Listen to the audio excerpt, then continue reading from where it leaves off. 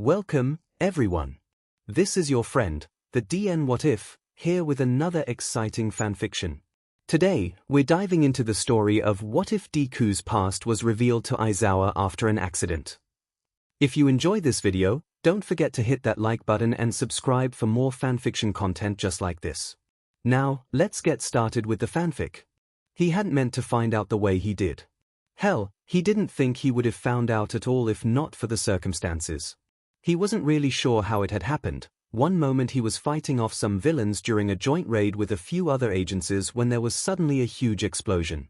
The tremor made everyone stop. Seconds later the ceiling came crashing down. Sheet! Aizawa cursed to himself. He was too far from the exit to make it in time, and neither did the villains around him that scrambled to the basement stairwell. They didn't make it. He got barely a glance at the falling rubble, his fate sealed as he thought of his husband for the last time. Hisashi was going to be so mad at him. He had promised he'd be careful and he broke that promise. Shinsu was going to hate him, curse him for leaving him. That was fair. Eri might not hate him, but she'd be heartbroken, most likely cry her eyes out and retreat back into her shell. He only hoped they would forgive him. Then there was a sound. A shout of his name, Sensei. Look out! He knew that voice. Suddenly, before his brain could go any farther, he felt a pair of arms wrap around his waist. Green lightning flashed in the corner of his eyes as he was tackled to the left, then darkness. Cough! Cough! Cough! The labored coughs greeted Aizawa's blurry vision as he came to. The air was thick with dust and floating concrete dust like a fog. He felt something warm drip down his cheeks and onto the floor he was laying on. His brain felt as though it was racing and going slower than ever at the same time as he realized he wasn't dead. He wasn't dead. How could that be? He should be crushed under tons of rubble. What? Midoriya! He realized, sitting up as quickly as he could only for his head to his solid rock. His head burned. Everything was spinning from the concussion he most likely had.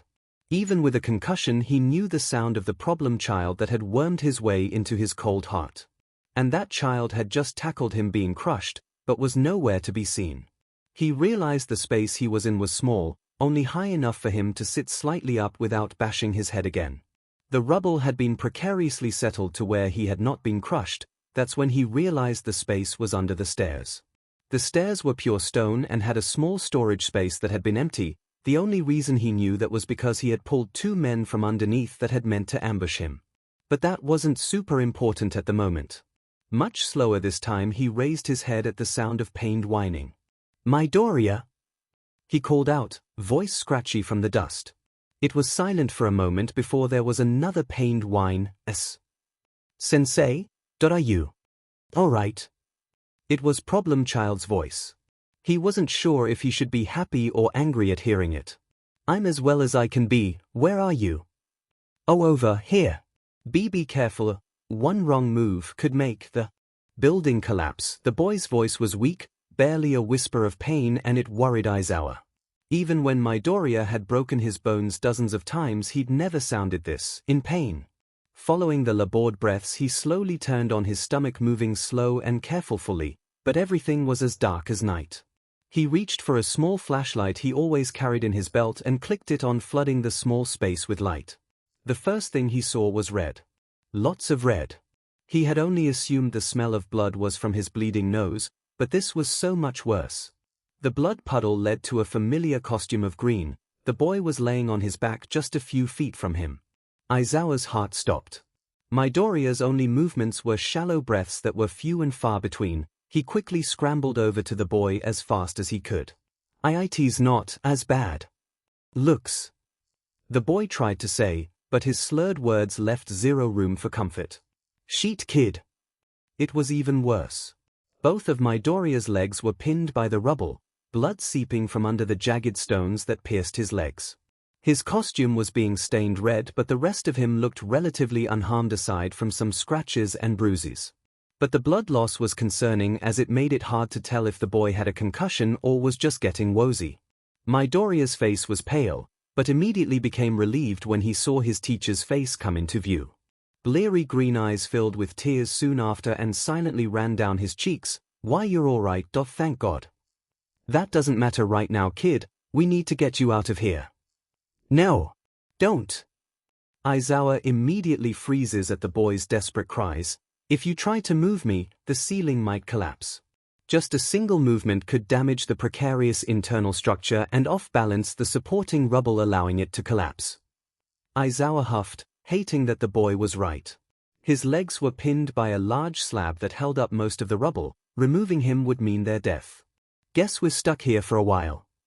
I am SS sorry, sensei. I should have gotten here faster dash, the boy cried, but Aizawa shushed him with a swipe of the hair. Stop right there, problem child, you have nothing to apologize for. If anything, I should be thanking you. And no, you shouldn't. WWS stuck down here because I was useless. Because I wasn't fast enough.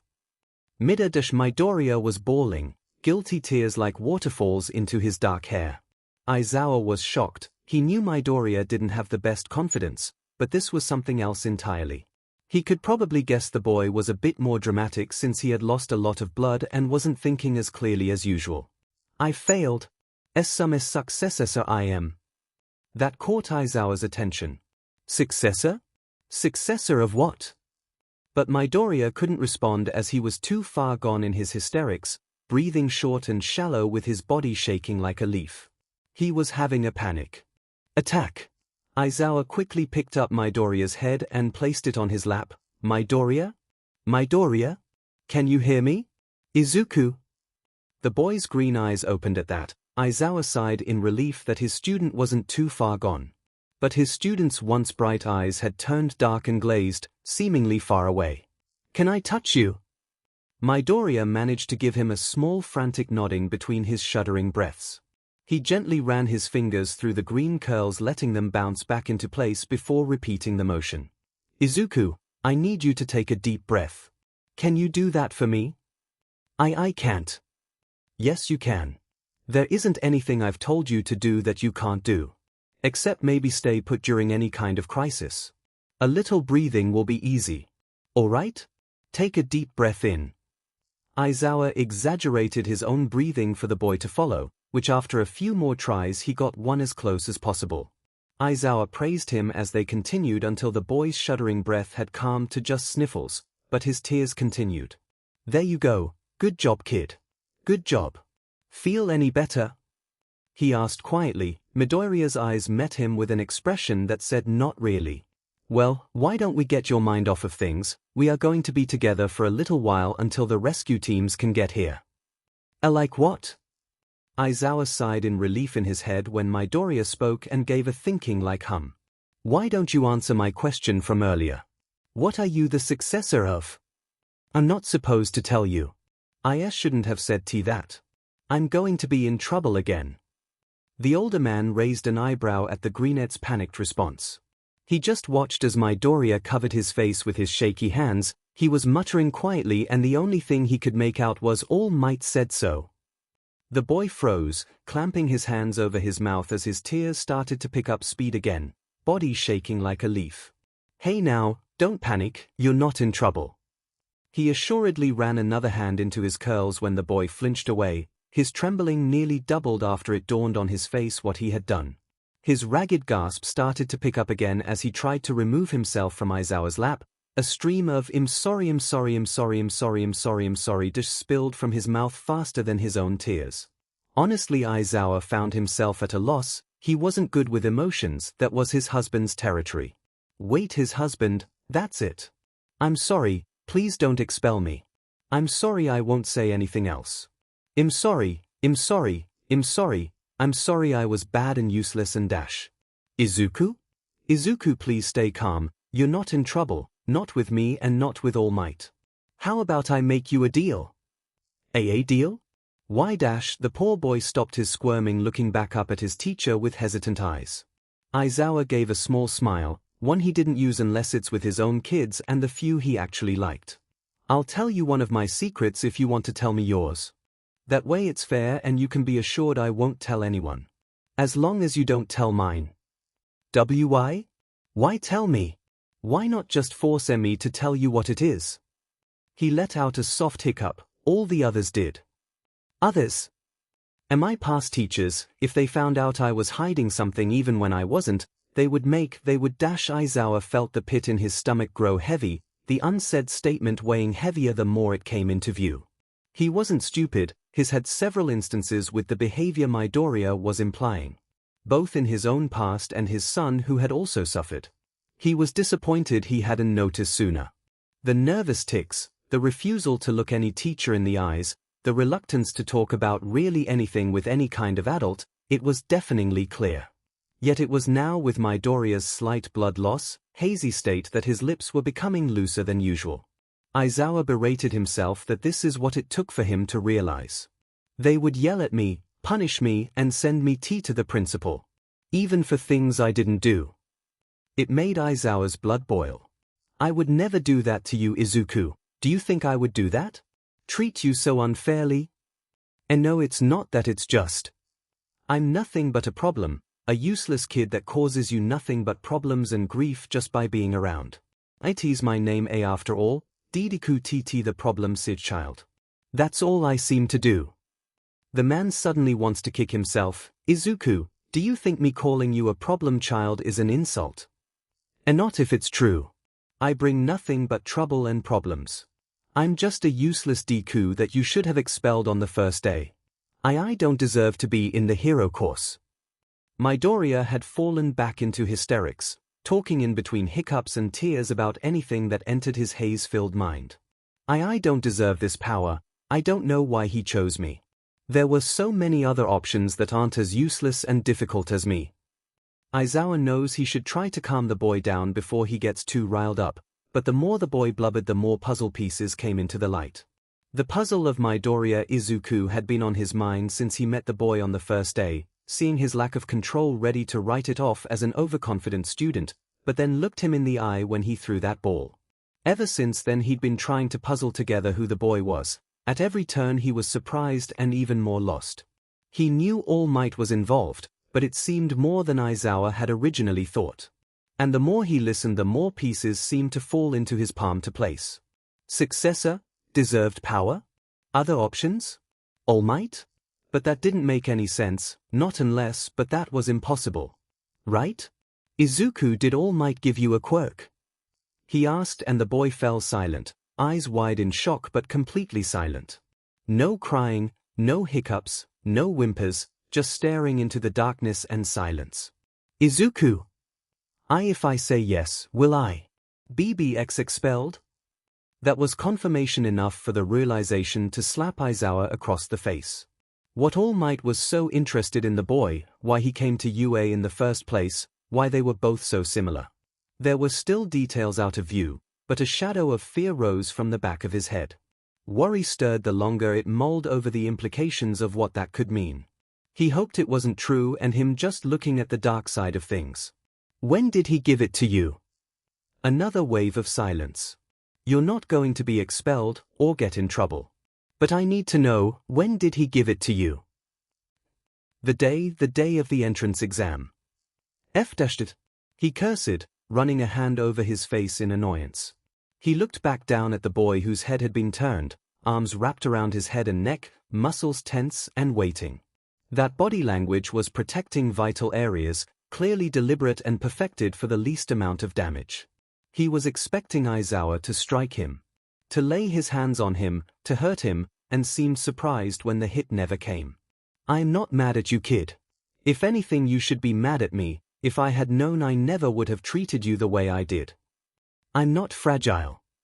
Midoriya huffed, almost angry, maybe exasperated. Which was reasonable. I never thought you were. But I'm correct to assume you were, without a quirk before that point. Midoriya looked up a bit surprised at not hearing the angry name he'd been screamed at and constantly reminded of, instead at Aizawa's guilty gaze. Yeah, I was quirkless for 14 years. You didn't have a quirk for 14 years, then got a superpowered quirk the day of the entrance exam. It's no wonder you had zero control. I'm sorry, I should have checked why you had zero control sooner. I had assumed you were someone who just coasted by with a powerful quirk and didn't bother to train. I see, I could see why you would think that. I mean, Kaken thinks I look down on him, so who knows what others see me as. I'm pretty sure that's why Shinsu doesn't like me. Midoriya muttered to himself, going still in his teacher's lap, completely missing his surprised face. You think Shinsu doesn't like you?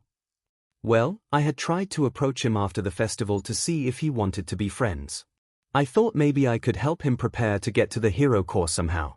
He'd make an awesome hero, you know. But he just told me he didn't want my help, and that he didn't want me to keep bothering him. So I left him alone after that. He sighed, wiping some of his tears away. He seemed to have finally calmed down, evident by the tears no longer dripping down his now reddened cheeks. Aizawa just patted him on the head, making a note to talk to his son about that certain piece of information. They sat in silence for a while, both collecting their thoughts. It's called One for All. Hey! All Might's quirk, it's called One for All. He passed it on to me. So I guess it's my quirk now. Midoriya then told him everything he knew. About All for One's history, about its previous holders, about how he obtained it, although Aizawa was suspecting he was leaving some things out. He didn't tell him how the two had met. But the boy was already telling him so much, so he didn't push him any farther. Aizawa would ask occasional questions, but it seemed not even Midoriya knew everything. Which was concerning, but for another time. Once he was done, Aizawa could tell the boy was getting tired, but they couldn't risk him falling asleep until they got help. So he just continued to run his hand through the green curls, watching Midoriya fiddle with his white gloves. You're really not going to expel me, right? Even though I lied to you? He asked hesitantly. And what did you lie to me about? I didn't tell you I was quirkless. Or about One for All. So keeping something private that had caused you pain in the past from someone you didn't trust not to harm you is a warrant of expulsion. He hummed, watching Midoriya bite his lip before hesitating. I suppose not. Then there you go. And it looks like it was time for me to hold up my side of the deal. Why, you don't have to.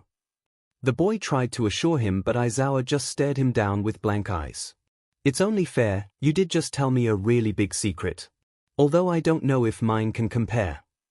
Aizawa shifted a bit so he could reach under his shirt in a secret pocket sewn in at the collar. He grasped the cold chain and pulled it out, letting it dangle over the boy's eyes. The ring was simple gold, with a few engravings on the inside. I'm married. I know. You do. The boy chuckled nervously. Well, I noticed that you reach to play with your ring finger sometimes when you're upset or stressed. I remember my mom used to do that to her wedding ring a lot when I was younger before they divorced. And when I came downstairs once after I had woken up from a nightmare, I saw you getting coffee and the ring was on your finger. He explained, hands moving unconsciously as he talked. Aizawa often forgot how observant some of his students were, especially Midoriya. Under all that crazy curls and stuttering demeanor there was a pretty smart kid. And he was sure that even under that, there was more hiding that has yet to see the light. Do you know who I'm married to? I have my theories. So does Todoroki. Sorry, I told him my suspicions. But just him, I promise. It's alright, I figured as much. You don't seem like the kind to go around telling everybody's secrets. I'm sure you know plenty of Todoroki's secrets you know not to share. The offhand comment had meant to be innocent, teasing even, but the small sharp breath of Midoriya made him glance back down with suspicious eyes. We'll get back to that suspicious reaction later. Right now I think I want to know who you two think it is. Well, we kinda made a bet. Shoto thinks that your spouse doesn't work at UA. But I know a bit more of what people in love look like, or at least I think I do. I think you're married to MIC-sensei, maybe 7 or 8 years. But I'm probably wrong. Aizawa chuckled. He didn't even try to hide the fact that he was smiling. What? Was that a weird guess? I'm sorry. It looked like it, but maybe you guys are just good friends or dash. You just won your bet. Really? Yes. Shoto owes me 5,500 yen. He cheered to himself, throwing his arms to the side in celebration. Aizawa hid his warm smile in his scarf. The kid was clearly tired, so the little cheer was so cute. If Hisashi were here he probably would have adopted the kid on the spot. He was sure Eri would love that, her favorite hero being her big brother. He wasn't sure about Shinsu based on what the greenette had told him. He felt the greenette snuggle into his thighs, arms wrapped around himself, and he looked like a child. Not the strong, somewhat responsible teen in his classroom who couldn't stay out of people's business, leaving him in scars. He looked like a kid, an everyday kid with no problems in the world. No expectations, no weight of the world on his shoulders, just encroaching sleep. Izuku, I need you to listen to me, alright? You are an incredible hero. You've barely had your quirk for a year, yet you've made leaps and bounds to keep up. You're kind and selfless, sticking yourself into anyone's problems just to know if you can help. Even determined to do so even if your life is at risk. Whether you think it or not, you are a hero, a young one of course, but a hero nonetheless. I know any number of people who will tell you that, but I'm sure Eri is right up front. Don't let her hear you don't think so, she might actually fight you on it. Midoriya chuckled at the thought, eyes still droopy, but listened to his teacher's voice a bit longer. I don't say this to kids often, but thank you. I am very proud of you for how much you've grown, and how you will continue to grow. I will always be here, and now that I know a bit more of your situation, I can change my plans accordingly and make your training better suited for you. And when I call you problem child, I do not mean it as an insult. You're not a problem, not a bad one, but you tend to get yourself into some tricky situations which can lead to trouble. But I say it with affection, I don't give nicknames to students I don't like. Thanks, sensei. The kid yawned as he squished his freckled cheek into Aizawa's lap. You know, you were always my second favorite hero. I thought you were so cool. I'm honored, kid. Get some rest, the rescuers should make it down to our position soon. How will they know? I have a tracker on the base of my knife sheath for cases like this. I turned it on as soon as I went into the basement. Midoriya gave a understanding sound and some mumbles about how smart he was before his eyes finally fell asleep. Breath evened out, but Aizawa made sure to keep an eye on it as he waited, allowing everything he'd just learned to really sink in. He and All Might were going to have words when this was over. Some very harsh and angry words. Nezu as well if he felt like it. His mother too. He knew the statistics, heck, he was part of the statistics, so he'd be checking out the kid's home life just in case he needed to take measures. He only hoped he was wrong. But he'd worry about that later. Right now he just had to watch Midoriya until help arrived, which hopefully would be soon. He was getting tired too. He subconsciously rolled his ring in his hand, itching to take it off the chain and slip it back on his finger. He caught himself and smiled. You really are full of surprises. What else do you have tumbling around in your brain? He ran his hand through the poor boy's curls and gave in to his desire, quickly slipping on the gold band. He too felt his mind start to grow tired. Maybe just a quick nap. He allowed himself to plunge into darkness, leaning on the rubble and a single hand intertwined with green curls.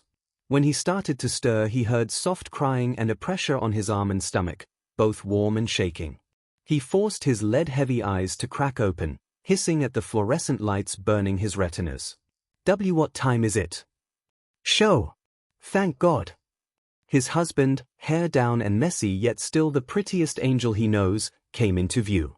The blonde caressed his cheek lovingly as he let out a few shuddering breaths. His eyes were red from crying. Aizawa felt guilty, turning his head and placing a kiss on Hisashi's palm. I'm sorry, I tried not to sleep too long. His voice was still scratchy, but he felt significantly better than before. He relished in his lover's light laugh. Well, you've only been asleep for a few hours, 13 at most. Not too bad, I guess. Before either of the adults could say any more, Aizawa was tackled by two smaller bodies, one squeezing his chest and the other gripping his arm like a lifeline. Looking down, he met shiny red eyes gushing with tears. You're okay? Yes, I'm sorry I scared you. But I'm alright, just a little tumble is all. You should be sorry, you nearly gave Pops a heart attack when they called. He nearly destroyed all the glasses in the house when they told him you nearly got crushed. His son, who was gripping his arm, trying to seem calm and collected as he gave his dad a disapproving look. He just ruffled his kid's hair as he slowly sat up with the help of Hisashi. His left arm had been wrapped and he could feel some on his chest and leg. Doc said nothing too bad, just some scratching and bruising. You also had a concussion, but one of the nurses healed you once you arrived. They were more worried you'd broken or fractured something from all the rubble when they pulled you out. You might want to call Fat Gum and Cementos sometime later to assure them you're alright. You gave them quite the scare. I'll do it when I'm discharged this afternoon. Oh no! You're staying here overnight and taking the next week off from hero work. Nezu's orders. Only teaching once I've deemed you rested enough. So never. Aizawa joked with a raised eyebrow, but cracked a bit under Hisashi's stern glare. He relented, agreeing and immediately being pulled into an excited conversation with Ai about what they could do while he was on house arrest. Hitoshi left with Hisashi to get everyone some drinks and probably for Hisashi to help Hitoshi settle his nerves a bit, leaving the room practically empty. Eri had moved up onto the bed, snuggled under her father's arm as they spoke quietly. Daddy! Yes? Will Deku be okay? He's still sleeping. Aizawa nearly cursed aloud. He had forgotten about Midoriya. Do you know where he is? He asked. Eri nodded and pointed to the curtain that split down the room. Aizawa moved the curtain to peek and scared in a breath. Midoriya looked terrible. His entire upper chest was wrapped, the rest was covered by a hospital blanket, but he knew the boy's legs were probably worse. He was hooked up to several fours and a heart monitor that beeped steadily, giving him some comfort. He was still as a statue, oxygen mask fogging, giving the only indication that he was breathing. Sitting on the sliver of his bare shoulder was a scar. It was large and jagged, stretching from his shoulder blade down under the white bandages. While at first it may have seemed it was from one of the attacks, it was too old. Maybe a few years, as its color had settled to a white and not an angry red. A similar one was peeking out on the back of the boy's neck, although it wasn't as deep. No doubt there were more hidden under all the bruises and the large expanse of bandages. It didn't sit well with Aizawa one bit. But he was alive, better than nothing, he supposed. Red caught his eye in the white environment. On the other side of the bed sat another one of his students. Todoroki. He was seated in a chair at Midoriya's bedside, bandaged hand clasped in his tightly. Todoroki seems to have fallen asleep, head on the mattress facing the unconscious boy. Mr. Todoroki got here a little after we did. How did he know? I think he told Dad that he was on his emergency. On his emergency paper. Like how Dad is on yours. That raised some flags, but considering how close the two were, it wasn't completely surprising. He was sure Todoroki put Midoriya's number as one of his emergency contacts once the two-toned boy had started his own work studies. I think Deku will be just fine. He just needs to rest a little longer than me, since he saved me. He saved you? Eri asked excitedly. The girl was practically obsessed with her hero Deku. She'd always run up to him in the common room to ask about some of his rescues or adventures, or go to his dorm room when she had a nightmare about Overhaul. He did. If it weren't for him, I'd still be sleeping too. Deku is such a good hero. When he wakes up, you should tell him that. I bet he'd love to hear it. Eri beamed, promising she would as soon as he did wake up. She sat back down when Hisashi came back. I have a special job for you. What is it, Dad? Hitoshi's feeling a little down. Do you think you could go with him to the cafeteria? Make sure he's alright, then report back to us. The girl enthusiastically nodded, slipping off the bed after giving Aizawa's head a little kiss. She jogged out the door and Hisashi waited until she made it to Hitoshi, who was a bit farther down the hall, before she walked inside. He closed the door and let out a huge breath. You need to talk to him next. All right. Aizawa quickly walked over and pulled Aizawa close. They shared a quick kiss before they just rested in each other's arms. Aizawa petted Hisashi's hair as the man let out a few tears into his shoulder. No words were spoken, just them. When Cementos called to tell us what happened, I felt like it was the USJ all over again. I know you can handle yourself, but it still scares me to death. I'm sorry, I didn't mean to make you worry. The raid didn't go as planned. They had more muscle than we had anticipated. Not to mention their base was practically empty. It was a bust. Their embrace grew tighter at the implied statement, but neither acknowledged it out loud. Once the blonde's tears had dried, they pulled apart, hands still intertwined as they caught their breath. Aizawa glanced back at the thin curtain. Did the doctors say anything about Midoriya? Since we're his guardians at UA, they let me have the rundown. He woke up for a little while, but it wasn't more than a few minutes before he fell back asleep.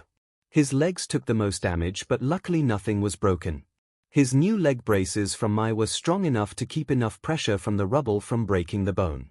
Bless that girl. But he did have some torn muscle that's still being healed.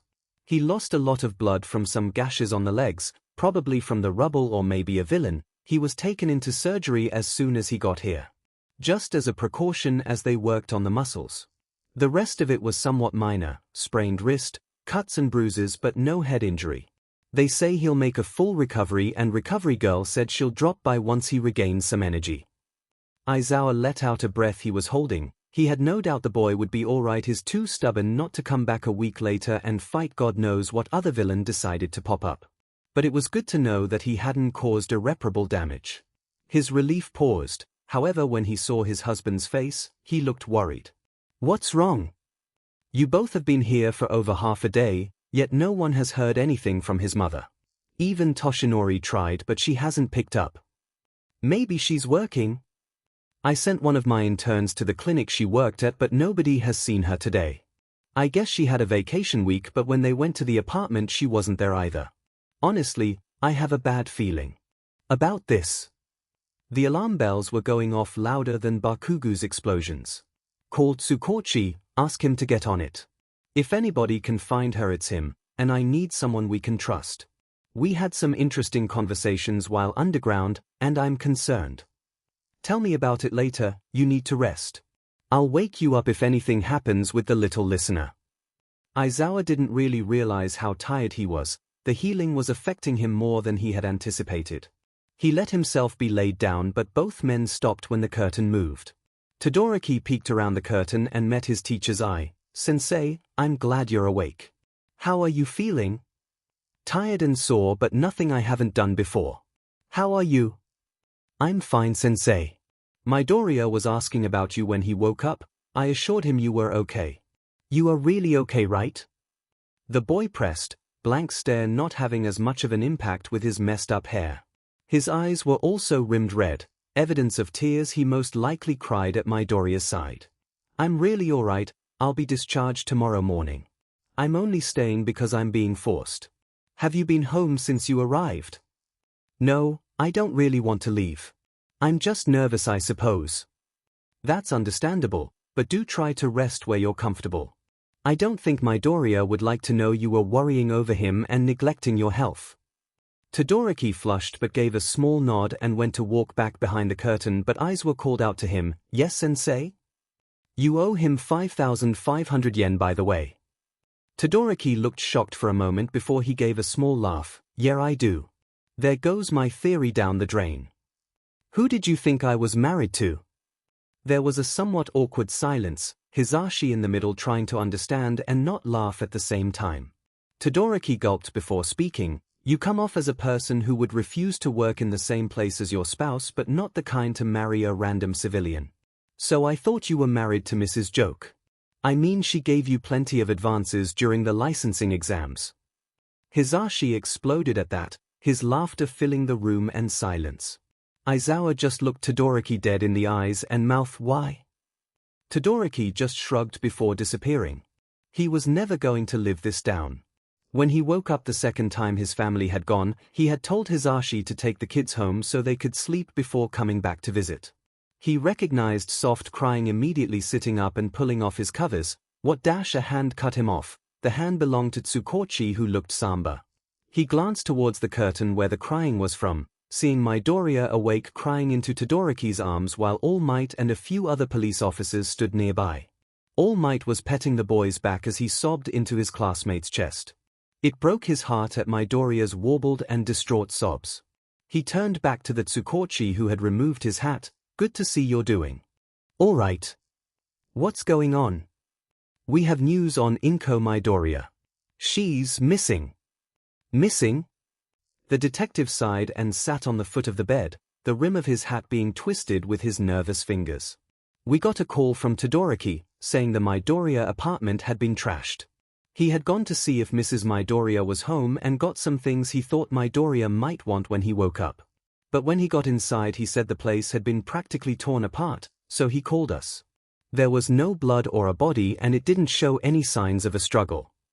If it wasn't a struggle then what happened? Aizawa urged, getting a little upset at the beating around the bush to try and lay it on him delicately. At his glare the detective gave in. She's abandoned him. What? All her clothes were missing, all the cash in the house we could find had been collected as well as any suitcases. The boy's room was untouched along with the kitchen. It seemed she was going for the essentials. A neighbor said they had seen her leaving with several bags, although at the time they thought she might be packing to finally go on a vacation. She also left a note on Midoriya's door.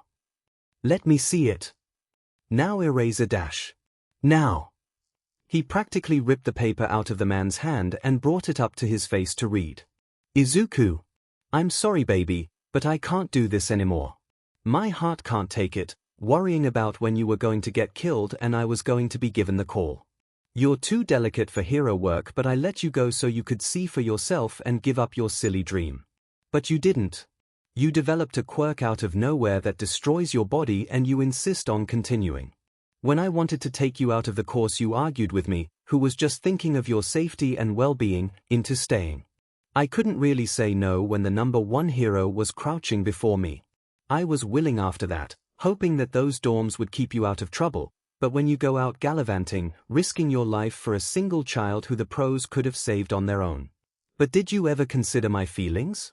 I raised you for 15 years, 10 after your father left because you were too weak to manifest a quirk. Were you ever grateful? No.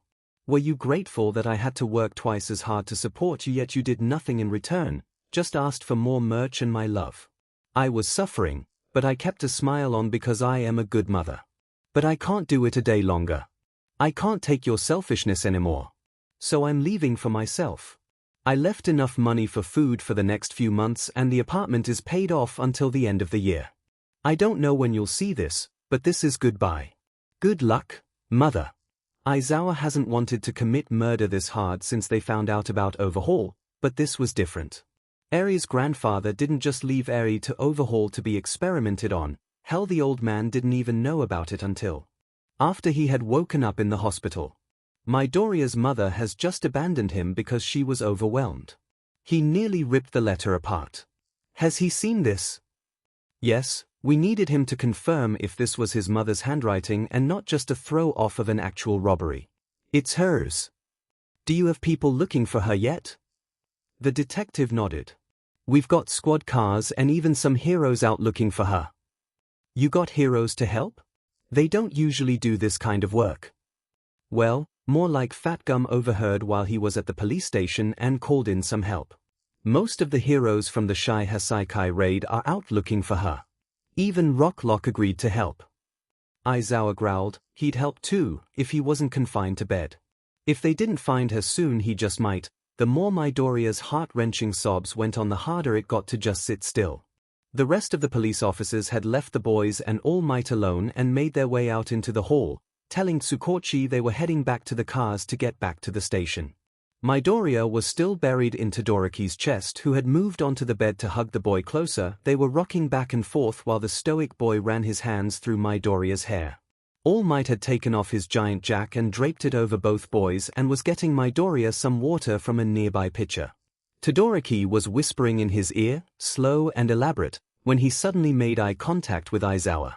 Turning his head slightly he mouthed help him to the older man before turning back to his hiccuping friend who had passed out on the boy's shoulder. All Might just placed the water on the side table and placed a comforting hand on the two-tone teen's shoulder. Call me if anything changes or if you need me, my boy. I will, thank you, sir. The lanky blonde ruffled Midoriya's green curls before he gathered his things to leave. Before he could close the door, Aizawa cleared his throat. Oh Aizawa, I'm glad you're doing well. You find out anything about his mother, you contact me immediately, no matter what my husband says. He threatened with one of his harshest glares, and you and I will be having a serious conversation soon about that boy. All Might gulped, but said nothing as he exited the room. Aizawa took a breath to try and calm his anger, because if he didn't he might actually leave and commit murder. Removing his blanket he swung his legs over the side of the bed, not getting up because he promised, and reached to his jumpsuit pockets. He found his phone and shot a quick message to Hisashi to ask the principal for his assistance.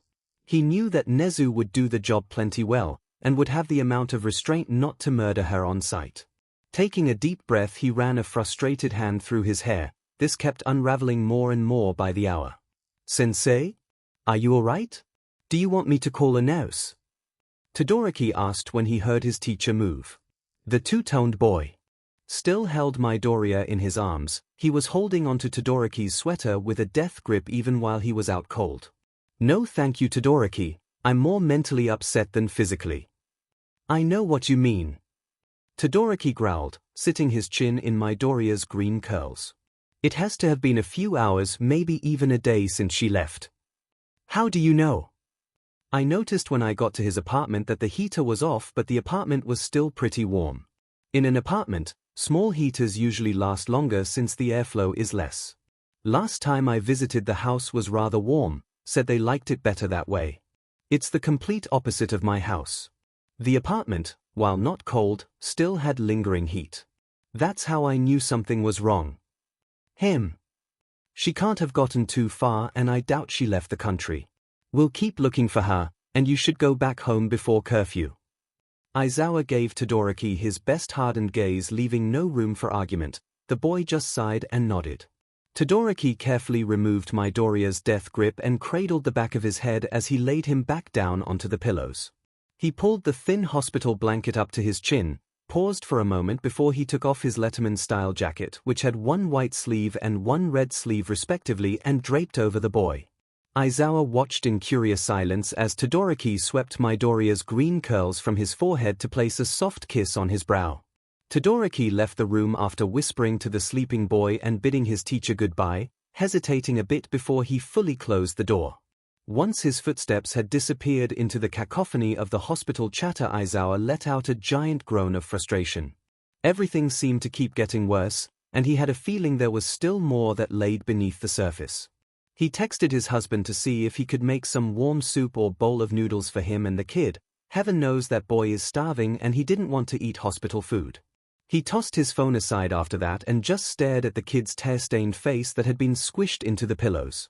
It wasn't often that Aizawa made real connections with his students, but this year's class got to him. And his problem child was right at the front of it all. His bravery and bullheadedness were what impressed and worried Aizawa from the start. And his proven time and time again that he had the makings of a great hero, it hurt him to know the kid didn't think so. That he was just a burden and a problem, someone who's only in the way of everybody else. It reminded him of Baku's words. But that's a can he needs to open at a different time, when Midoriya is a bit more emotionally stable. For now he needed to be there for the boy. Aizawa, can you set up the spare room? Hubby, already on it. Hubby, do you think I should go get some of his stuff? Maybe just some clothes from the dorms. And those weird notebooks of his. Aizawa, have you called Nezu? We're gonna need the Guardian paperwork. Hubby, no need. Hubby, he sent over the paperwork a few hours ago. All it needs now is your signature. Drop that off with the food. Aizawa, thank you Hisashi. Aizawa, I couldn't do this without you. Hubby, you're welcome love. Hubby, but thank me later, be there for the little Licentea. Hubby, he needs some people in his corner. Aizawa, I will. Aizawa, and bring Eri with you tomorrow. Hubby, will do. Get some rest. Aizawa, I'll try. Aizawa did not go back to sleep, instead he gave Cementos and Fat Gum a call. Cementos was happy that his co-worker and student were all right, as well as apologizing that it took so long to find them. Aizawa just waved it off. Will you be making it back in time for classes, or should I get Snipe to take over? I should be fine before break ends, that is if Hisashi or Nezu lets me come back to work. Ah, I see. Well, good luck with that. How is Midoriya? Doctors said he should heal fine, nothing to worry about aside from some blood loss and maybe his current mental state. We heard about his mother from All Might. Nezu's looking for her as we speak. Cementos's voice was strained, with good reason. Whenever Nezu looked for anyone he always found them, always. And usually it didn't end well for them. Aizawa gave a small prayer for the women, hoping that Nezu wouldn't kill her so he could. But at this point she was fair game. The principal had also taken a great liking to Midoriya. They had started having regularly scheduled tea and chess sessions a few times a month. Apparently Midoriya was one of the best players he's met in a while, which gives him a challenge. He didn't really realize how bad that actually was until a few days after Nezu had made that comment. If Midoriya could play chess with the principal, then they were all in danger. He often forgot how smart the boy was sometimes. He had stellar grades and was great at battle strategies, but even that was just a scratch on the surface. Aizawa had really started to notice when the class was fighting Mirio, and Midoriya had predicted his moves enough not to be surprised. Even before that, at the report of the USJ and of the Camino Ward, he was almost scared to see how smart he actually was. I can talk to Hound Dog about visiting if you'd like. Cementos offered, but Aizawa declined. I think he wants to keep this under wraps for now. I wouldn't blame him. Maybe we can schedule some sessions when school is back in session. For now I'll be watching over him. Good idea. Don't hesitate to call any of us if you need anything. Yeah, alright. Good night. Therapy. Midoriya was definitely going to need some therapy after all this, both about his mother and his underlying confidence issues. Maybe even about his self-destructive behaviors. Throwing himself into constant danger with seemingly no care for his own well-being, that saving others is more important than his life. Which at a healthy level is a good attribute of a hero, but just doing it so ready to die is more dangerous. And he was dangerously towing the edge. Aizawa wanted to murder the people who made this sweet honest boy think his life wasn't important. That all he could do was save people in exchange for his life or just be in the way of others. This may run deeper than just his mother, and if he was quirkless until just this year, he can almost guarantee that he was bullied. But he didn't want to jump to conclusions just yet. He needed to focus on making sure Midoriya was all right now. They could open the can of worms that was his past some other day. He took up his phone again and gave Fatgum a call. It took a few rings before the man picked up. Eraserhead. Good to hear from you. We were a little worried about you, but we should have known you wouldn't have gone down that easy. Which hospital are you at? I'll drop some snacks for you and the kid. We're in Kyoto Central, but save your visit for tomorrow afternoon. We're all a little tired after today. Aizawa could feel the dark shift on the other side of the phone. I called in some favors from our friends from the raid. They were more than happy to help. I'm glad, thanks for that. I want to find her as soon as possible before she has the chance to do more damage. I have a feeling she may have been more than just neglectful. You think she dash? Yes. Aizawa heard Fatgum curse and grumble. DMN that woman, we'll find her for sure. I may not have been super close to the kid, but he saved Eri and our hides from overhaul. Now that he needs our help, it's only fair we repay it. Thank you. If I weren't confined to bed, I'd come with you. She seems to only have left in the past day, so she can't have gotten too far. Also tried checking with Tsutakuchi about family members she could be staying with. Will do. I'll call you if anything happens. Good. Also don't tell Kirishima. If he finds out, they'll tell the whole class and this place might flood with people. Gotcha. Rest up, I'll bring some snacks tomorrow. Hospital food is such a drag. The large men then hung up, leaving the room in silence aside from the heart monitor that beeped slow and steady at Midoriya's side. Aizawa had decided to leave the curtain open both for his sake and for Midoriya's. To pass the time until he woke up, he just checked through his emails and missed messages, even opening up one of the magazines a nurse brought him. It had barely passed 9 when the speed of the heart monitor sped up and a small groan broke the silence. Aizawa threw the magazine aside and stood from his bed, dragging his water bag. Apparently he was dehydrated, so the nurses connected it to him a few hours before. Aizawa wasn't super thrilled but didn't complain. He pulled up one of the stools and sat right by the boy's head, running a gentle hand through his hair. Midoriya? Are you awake? Sensei?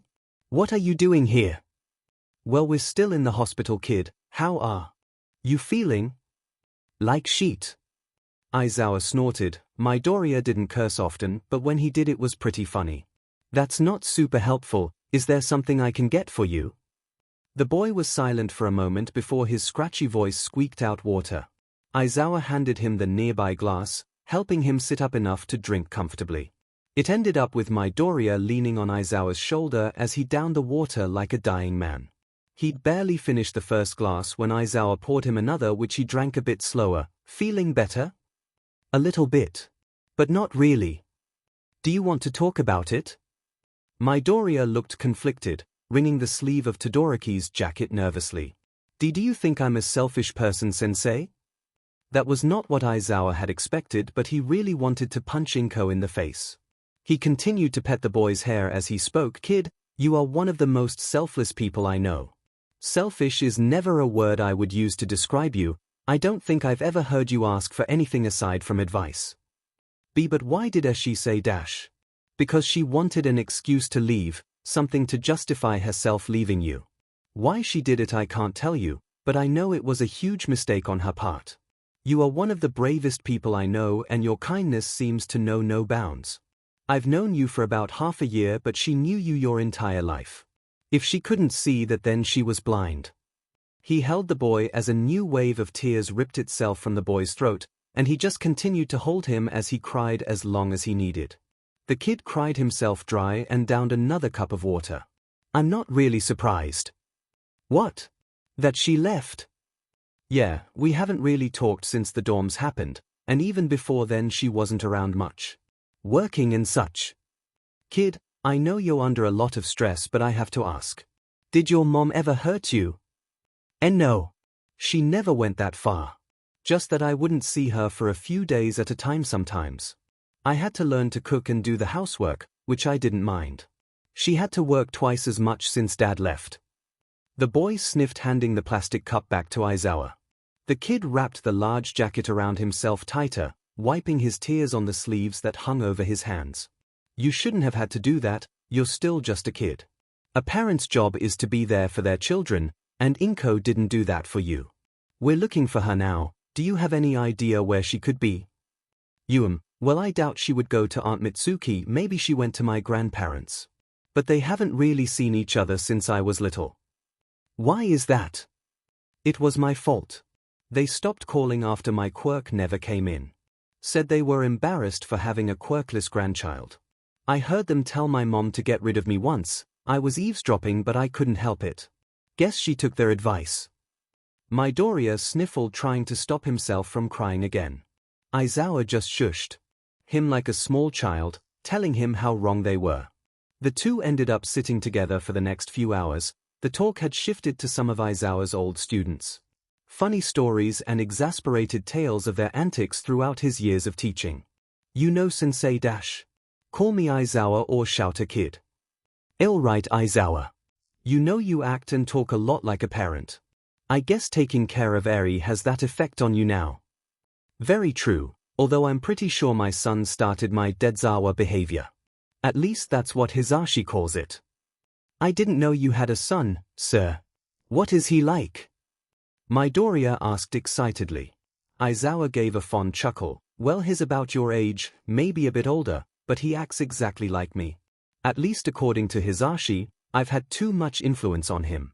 He's quiet and shy, so he can come off as a little cold sometimes to strangers.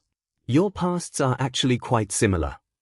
Is he trying to be a hero too? Midoriya asked before recognition fell over his face. Is Shinsu your son? Aizawa said nothing but looked away, scratching his cheek. Midoriya groaned to himself. I should have known. God, I am an idiot. Why's that? Most of the teachers haven't even figured it out. I badmouthed about your son right in front of you. He groaned. Aizawa was confused for a minute until he remembered what Midoriya had said about Shinsu while they were stuck together. Don't worry, that's not your fault. Shinsu has always found it hard to make friends. People didn't really treat him right because of his quirk. So he thinks anyone with a strong flashy quirk will be terrible spoiled brats that will just make fun of him. Who think they are better than him. I had hoped being in UA might give him the security to make friends since we were around, but his behavior seems to have continued. I should thank you for trying to be his friend even though he pushed you away. That's not fair. Shinsu's quirk will be so useful to do hero work. He could end problems with a single word with 0 damage or casualties. It's a shame he didn't get into the hero course, but I'm assuming his quirk does not work on robots as they don't really have a brain. Midoriya continued to ramble on about how useful Shinsu's quirk would be. especially if he went underground. Aizawa had a small smile. These two could be really good friends if Aizawa can just get Shinsu to open up to each other. He'd been trying to break Shinsu's bad habit of assuming everyone is out to get him and put him down. They'd gotten better, but Hisashi knows that he still didn't have many friends, aside from his class that he seemed to tolerate enough to call acquaintances. When did you take Shinsu in? Well, it was a few years ago. He was around 9 when his parents dropped him off at my house. He's technically my nephew, but I pretty much raised him whenever he was around. My sister was the type of woman who didn't want to have responsibilities. Her quirk was quite flashy. So one day, she just dropped him off in front of our apartment and left to live elsewhere. He's been with us ever since. But his mother had already done a lot of damage to his mental image and trust. So to not have to feel that betrayal again, he's avoided anyone like her. Which turned out to be everyone in his eyes. I see, that's terrible, but I'm kinda comforted to know that it wasn't just me. But I know that's awful to think and say I'm sorry. No need to apologize, I understand. Aizawa let the boy lean on him more to the point where he was nearly laying in his lap. Petting his back like he was one of his cats, he listened to the boy ramble. Maybe he would feel better if he knew about me? I could talk to him if you'd like. But then he would know you told me something private and he might not like that, so maybe not, but I could still try if you want me to dash. I think it would do you both some good. But only what you're comfortable with sharing, you don't have to tell him everything. But I think it's a good idea. I'll have Hisashi soften him up a bit. He teased a bit. Midoriya gave a tired laugh. The greenette's eyes were drooping more by the second, but he rubbed them with the back of his hand. A small yawn passed his lips. Aizawa felt his heart warm as he guided the tired boy down onto the pillow. Pale hand gripped onto his shirt while his head snuggled into the cream collar of the jacket. It was so large it was practically a blanket all on its own, so he rested the hospital blanket up to his waist and turned off the light. Instinctively he smoothed the boy's curls from his forehead as he walked by. Sleep well, kid, Lord knows you need it. Midoriya's head followed his hands until he was on his side, smushing his face into the pillow with a little snore. His soft snores continued throughout the night, completely undisturbed until just past 7:30. He was awoken by someone poking his cheek, finding Eri pressing her face on the mattress so they could be face to face. Hey! Good morning, Deku. Hey, I told you not to wake him. Hisashi said, picking his daughter up from behind. His hair was down and was dressed in civvy clothes. The girl was dressed in her normal red dress and was carrying a stuffed black cat in her arms. It's all right. I usually wake up around this time anyway. Still, you need all the rest you can get so you can recover as fast as possible. But we brought some breakfast if you want some.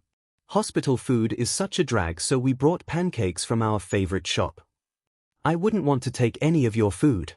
I'm fine with the hospital food, really. He stuttered out, averting his eyes when Hisashi gave him a sad look. The blond man sat at the end of his bed, Eri still on his hip, and placed a hand on the boy's knee. It's no trouble. I wouldn't have offered it if we didn't have enough to share. It's no trouble, and I'd really like it if you ate with us this morning. I'm sure Eri and Shouter would like it too. His voice was soft and gentle, something Midoriya hadn't heard from another adult in a very long time. His eyes nearly watered, but he agreed. A quickly jumped over to the paper bags and pulled out a plate covered with plastic with 6 perfect pancakes covered in strawberries and syrup. Running back over, she placed it on his small pull-out tray and handed him a fork. These are my favorites. Why, thank you. Would you like to grab yours and come up to eat with me? All right. The girl scrambled off the bed again to get her own. Midoriya took the time to glance around the room. Aizawa was in the bathroom brushing his teeth and even Shinso was there, but he stayed in the corner of the room watching Midoriya pretty intently. His hard stare was making him nervous, so he decided to just keep his eyes on the pancakes, which he moved so Eri could rest his on the small tray also. Eri returned with her own matching container, which Midoriya took so she could climb up onto his bed to sit with him. Comfy? Eri nodded, leaning on Midoriya a bit. The boy just chuckled at her enthusiasm. It looks so good I don't know where to start. What do you think? Oh.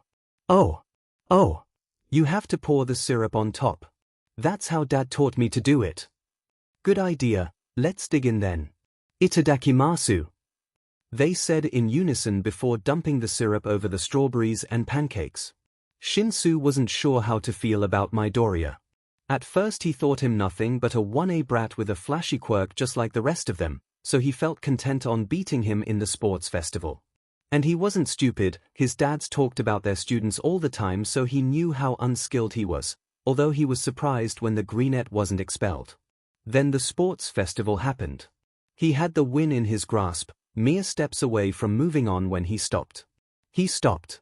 His finger broke a moment later, breaking him from his trance.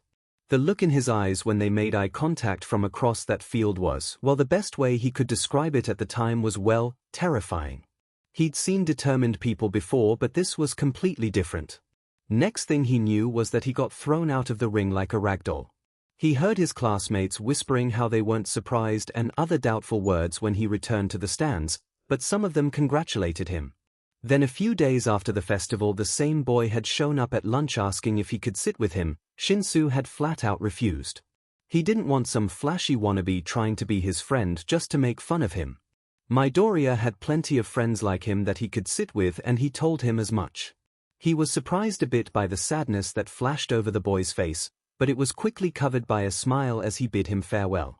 He tried the next day. And the next. And the next.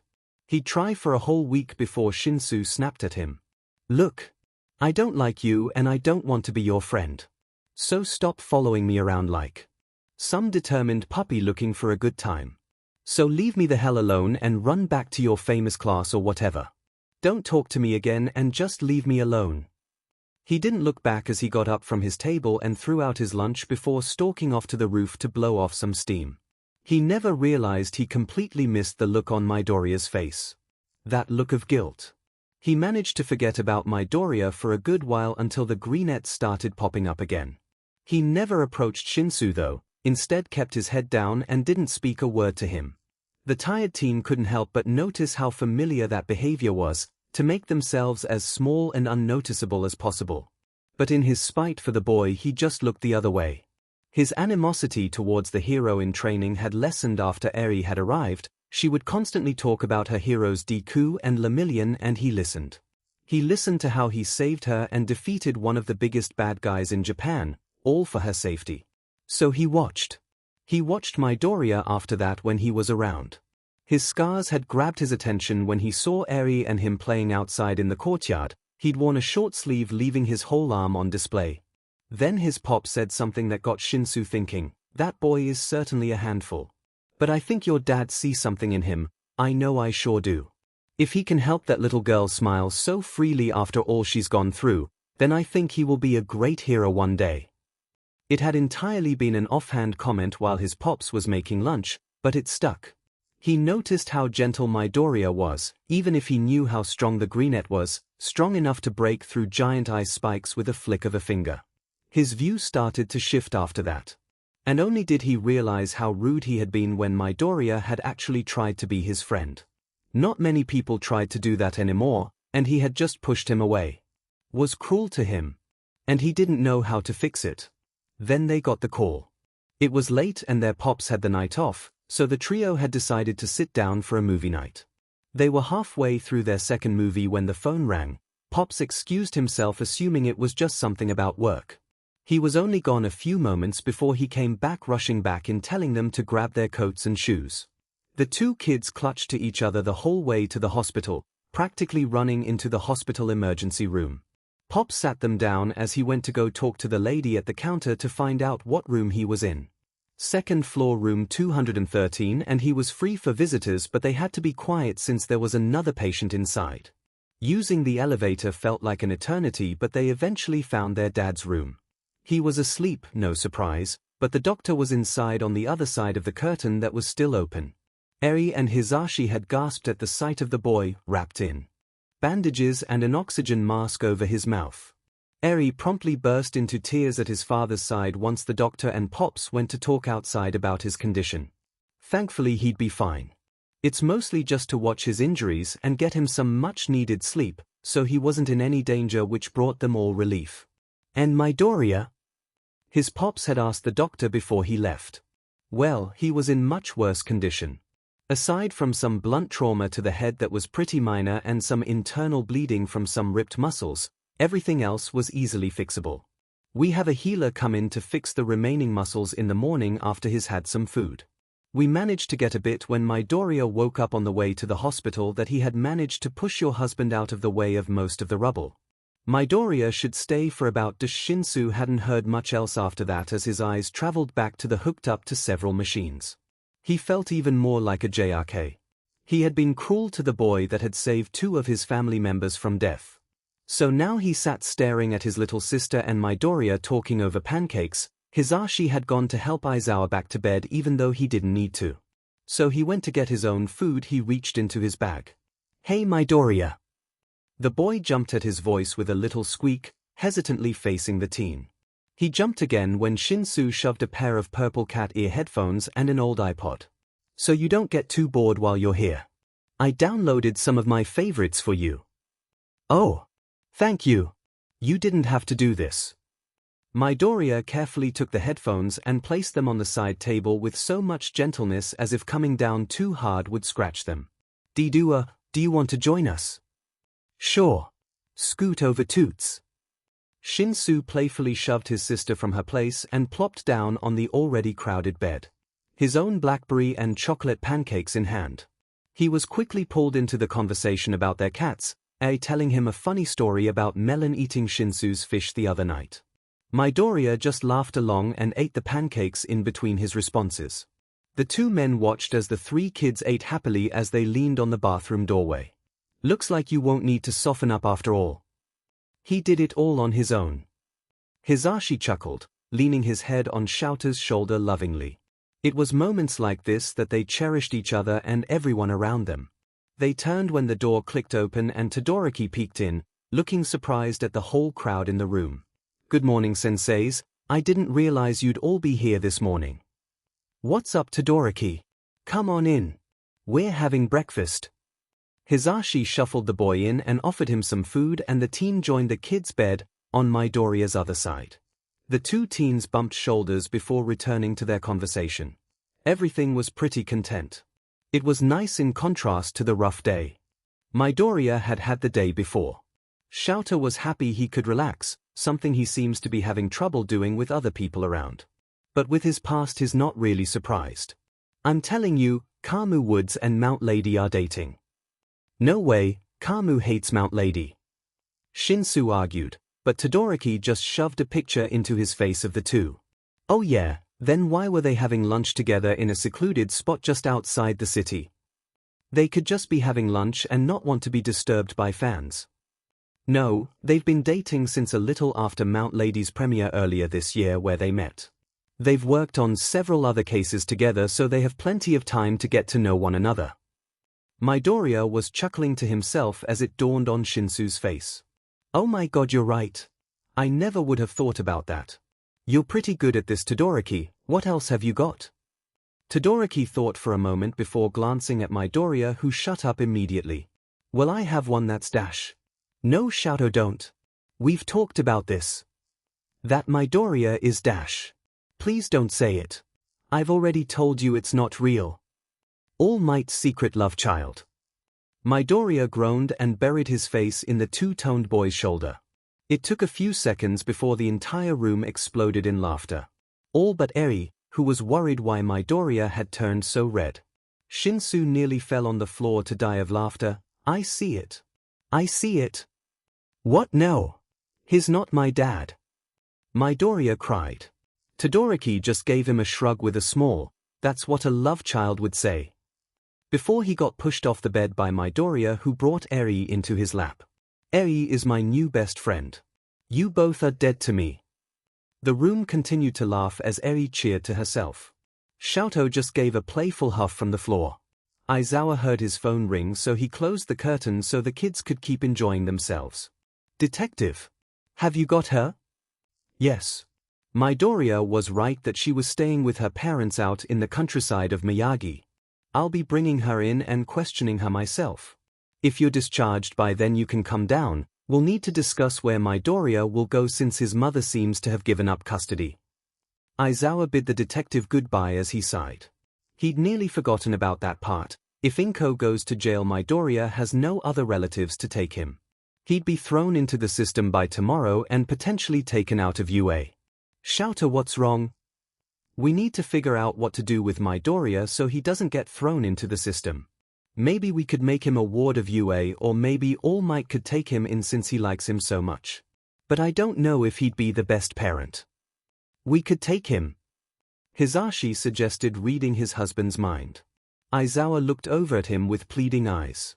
I know how attached you are to him. That little listener has managed to worm his way into your guarded heart, and I think we'd both be more comfortable if we could. Keep an eye on him. We've been planning on moving into a bigger place anyhow, so this is the perfect opportunity. Hisashi always had this way to make everything okay in Aizawa's eyes. This was another time that Aizawa just relished in his husband's warmth and love. Seems like their family is gaining one new member. Aizawa was being discharged later that afternoon, but they were keeping Midoriya for 2 more days just to monitor and finish healing his injuries. Todoroki left a few hours later since he had to meet his mother at the hospital for their weekly visit. He bid Midoriya goodbye with a soft kiss to the temple that made the poor freckled boy blush. Say hi to her for me. I will. But you will need to come with me next time. Ore, he called, blushing increasing as he felt his teacher's eyes on him. Eri was vibrating in his lap, both from the sugar and her endless questions. When did you and Mr. Todoroki start dating? Well, it's been about a month or so now. Eri squealed and held out a hand to Hisashi, who just handed her a handful of sweets. Midoriya sputtered about being bet upon but chuckled when Eri handed him a red candy. Dad, I have to go to the bathroom. All right, my little angel, let's go. Hisashi took Eri's hand and they walked out to use the bathroom down the hall. The 2 teens were left alone, which quickly turned awkward in the tense silence. Midoriya just picked at his jacket sleeve, keeping his head down, stuttering a bit before he spoke. I'm sorry for bothering you. What? Oh no, I should be apologizing to you. I judged you thinking you were going to be some stuck-up JRK from the hero course, even when you were trying to be my friend. I'm sorry I acted so rude towards you. Maybe we could start over? The boy looked surprised but nodded enthusiastically. Sure, Shinsu, let's start over. And if you don't mind, I have some questions about your quirk. It's so cool and I want to know all about it. We need to plan how to get you into the hero course as soon as possible, so we should start strategizing. Sure. What do you want to know? Well, Aizawa smiled. Everything was going to be okay. And those 2 were going to be a good pair, probably going to cause havoc and trouble wherever they went. And when Shinsu did get into 1A, then they'd really cause some trouble. Maybe this wasn't such a good idea after all. Hisashi dropped off some clothes for him to change into so they could leave after Midoriya convinced them he would be fine on his own. Shinsu decided he would stay a bit longer as the 2 were knee-deep in planning and strategizing, planning to just call one of them for a ride in a few hours. Aizawa bid them both goodbye by ruffling their hair, giving the greenette a promise to come back later to visit and see how he was doing. Despite being dressed in bright pink sweatpants and a black shirt, he had Hisashi drop him off at the police station, where he kept a spare suit in Tsukochi's office since they worked together so often. He greeted the receptionist and went to the detective's office, opening up the bottom drawer of his desk and pulling out his spare costume. One quick change later, he was walking to the containment cells after another officer told him that's where Tsutakuchi was. Good morning, Eraser. Didn't think I'd see you so soon after my phone call. Yeah, well, I got sick of waiting, so I left as soon as possible. Where is she? We just got back. Had Sangza take her to one of the questioning rooms. You want to join? He thought about it, weighing his self-control if it was enough to keep him from slapping the women. Sure. I'll be taking over his guardianship anyway. Getting another kid? Eraser, you are going soft. No, I'm not. Ducking into his scarf to hide his blush, the detective just laughed heartily as they walked. In the last room with the large one-way mirror was Midoriya Inko herself. Sitting in the chair handcuffed to the table, she looked frazzled and upset, glaring at the table like it was at fault. Has she said anything? No, but she did struggle a bit when Fat Gum went to arrest her. Although she quickly realized that it was no use to struggle and came quietly. She's been here since then. Also, we searched the apartment just in case and found a few suspicious items. Tsutakuchi grabbed the still-growing file and headed for the door. For one, she had a large cabinet in the back of her closet that was filled with food. And the kitchen was rather bare in that respect. She also had a key that belonged to Izuku's room and to a few other places like the bathroom or hall closet. We also found a whole showbox filled with medical supplies under Izuku's bed. We aren't sure if they pertain to her, but we were suspicious. He said she never hit him, and I believe him in that regard. But his self-worth clearly is very low, much more willing to die for others as he sees them as more important compared to him. That kind of mindset isn't fostered all on its own. I'll keep that in mind with my questioning. Tsutakuchi wrote some things down on the notepad as he pressed the button on the door. After you, please don't try to attack her. No promises. Inko's head shot up when the loud door creaked open. It's about time. I demand to know why I was brought here. I have done nothing wrong. She yelled, standing from her chair as far as her cuffs would allow. Aizawa just scowled at her. Sit back down. But dash. Sit down. Voice cold and stern with no room for argument, Inko just huffed and sat back down. Hands clutching a white handkerchief so hard that her knuckles matched. The two sat down, Aizawa a bit further away so he could cross his arms, both for intimidation and to keep them close to him so he didn't do anything rash. Placing the recorder down on the table, they got started once the item clicked. Alright, before we start, I am obligated to tell you my quirk, Mrs. Midoriya. My quirk is called lie detector. It's pretty self-explanatory, as I can tell if you tell me a lie. You were brought in today with allegations of child neglect, abandonment, and possible assault on a minor. Assault? I never hurt anybody. Mrs. Midoriya, please, we'll get to that, as right now we are unsure who has played a part. Tsutakuchi held up his hand to stop her yelling, opening the folder to some already planned questions that he had written earlier on his pad. We're going to start the questioning now. Please state your name for the record. I am Midoriya Inko. True. Mrs. Midoriya, on July 2nd did you leave your home with several bags? Why, yes. True. What did you leave for? I went to visit my parents. We hadn't seen each other for a few years since I've been so busy. So I decided to visit them for a while. True. Mrs. Midoriya, a witness found a note, this note evidence number 2, on your son's door explaining that you were abandoning him. Did you write this note? No, of course not. I would never. False. Mrs. Midoriya, did you leave this note explaining to your 15-year-old son that you were abandoning him? Why, you don't understand what it's like to have a quirkless child for so long. I was ostracized by my friends and my family. All because he couldn't develop a quirk. The women cried out in rage, pulling on the cuffs. Tsutakuchi took that as a yes. He passed Aizawa a smaller folder filled with papers and a pen, which the tired man looked over and started filling out. Please calm down. So you admit to leaving the note for your son to see. Moving on dash. B dash. Tell us what your financial life is like. What's your job and your salary?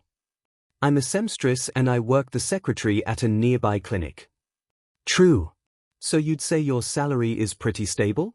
Yes, I make enough to keep us fed and in our apartment. True. When we searched your apartment, some officers found a food cabinet in the back of your closet while the rest of the house was rather empty of food. Tell me, why was the cabinet filled with food? I don't have to tell you, that's private. Fine, I'll ask something different. Did you ever withhold necessities from your son? Like water or food? And no. False. I'll ask again, did you ever withhold the necessities like water or food from your son? Of course not. Tsutakuchi sighed heavily. That was also a lie. Which means you have, and our guess is that that cabinet in your closet is where you would hide most of the food so your son couldn't find it. Leaving him with very little left to eat, and you and I both know he's too kind to eat everything there. No, he isn't. He is a spoiled and greedy brat who did nothing but ask me for things when he had ruined everything for me. Aizawa broke after that, finally speaking for the first time since they'd arrived. I am your son's personal teacher. I have spent numerous hours and experiences with your son. He has never asked for anything aside from being able to help. So I know that's a lie. That was the pro-hero Eraserhead. He is helping the investigation against Inko Midoriya. He is Izuku's UA homeroom teacher and school guardian in their dorms. And he is correct, that entire statement was a lie. But that implies that we are correct that you withhold proper food from your son. Do you want to give me a straight answer or move on and leave my assumption correct? Move on. She grumbled. Aizawa nearly leapt out of his seat at that moment to strangle her, but he kept his foot wrapped around the chair leg to keep himself at bay. A trick he learned from Snipe his first year teaching. Tsutakuchi gave him a quick glance before moving on, heavily leaning on the table. I'm going to get this question out of the way now. Have you ever hit or injured your son? No, never. The detective let out a relieved sigh. True. Did you know about Izuku's box of medical supplies that he keeps under his bed? Yes, he was always rather clumsy. Often came back home with bruises or scrapes from school from falling or playing too hard with the other children. He would try to hide it from me, so I just let him think I didn't notice. But was annoying when I had to replace that stupid uniform when it got ripped or burned. That first part was a lie. Was he really just clumsy or was he being bullied? The statistics of quirkless children being bullied is 98%. Honestly, if he was being bullied, I wouldn't be surprised. He deserved it anyway. I know his teachers didn't like him much either, but I can't blame them. They had more important kids to focus on. Tsutakuchi looked like he wanted to throw hands but calmed himself. That's true. So you knew your son was being assaulted by classmates and maybe even teachers, but you found this acceptable? Yes. What middle school did he go to? Aldera. Let the record show an investigation on Aldera Middle School will be in effect for assault, neglect, and perhaps other charges. One final question, Mrs. Midoriya. On your dresser, an officer found a key that locked your son's room from the outside. Did you ever lock your son into his room for a punishment or any other reason? Yes, sometimes when I had company I would keep him in his room so he was out of the way. Although I will admit I had locked him in there when I got angry. True. What is the longest period you've left him locked up? Him. Maybe a day? I can't really remember. I often forgot he was home sometimes. True. That will end today's session of questioning. You are held here for future questioning as we do not feel comfortable letting you leave in concern of you running. That will be all. Hold on, I have a question. She interrupted, turning to Aizawa with a glare. What exactly are you filling out over there? These are fostering papers. It's clear Izuku isn't safe in your current care, and until your trial is over he will be staying with me and my family. Determining the outcome of your trial, he may not return to your care at. Or, good dame. What? No. You can't take my baby from me. I was trying to protect him. He was too weak to live on his own. And when he dies trying to chase his silly dream, you will be the one to blame.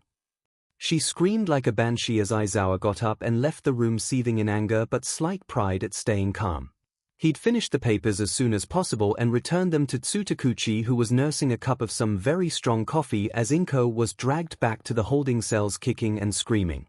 Aizawa poured his own cup. I'll have Nezu look into the school for you. He loves taking down crooked educational institutions. Happily, we've had complaints about Aldera before, but nothing that needed investigation. Give me a call if you need anything. I'll have Sangza sweep the apartment one last time for anything we might have missed. I'll permit you to grab some of Midoriya's clothes and things as long as they're not needed for the investigation. But I'll tell you, he has one of the barest rooms I've ever seen. I'm guessing he took anything valuable to the dorms, so I'll head there instead. But check the floorboards. I found kids in cases like this tend to use that for hiding things. Aizawa bid the detective goodbye and started his trek to UA since he did not have his car. He needed the time to think, time to sort out his racing thoughts that had been bouncing around his skull for the past couple days. So much needed to be done.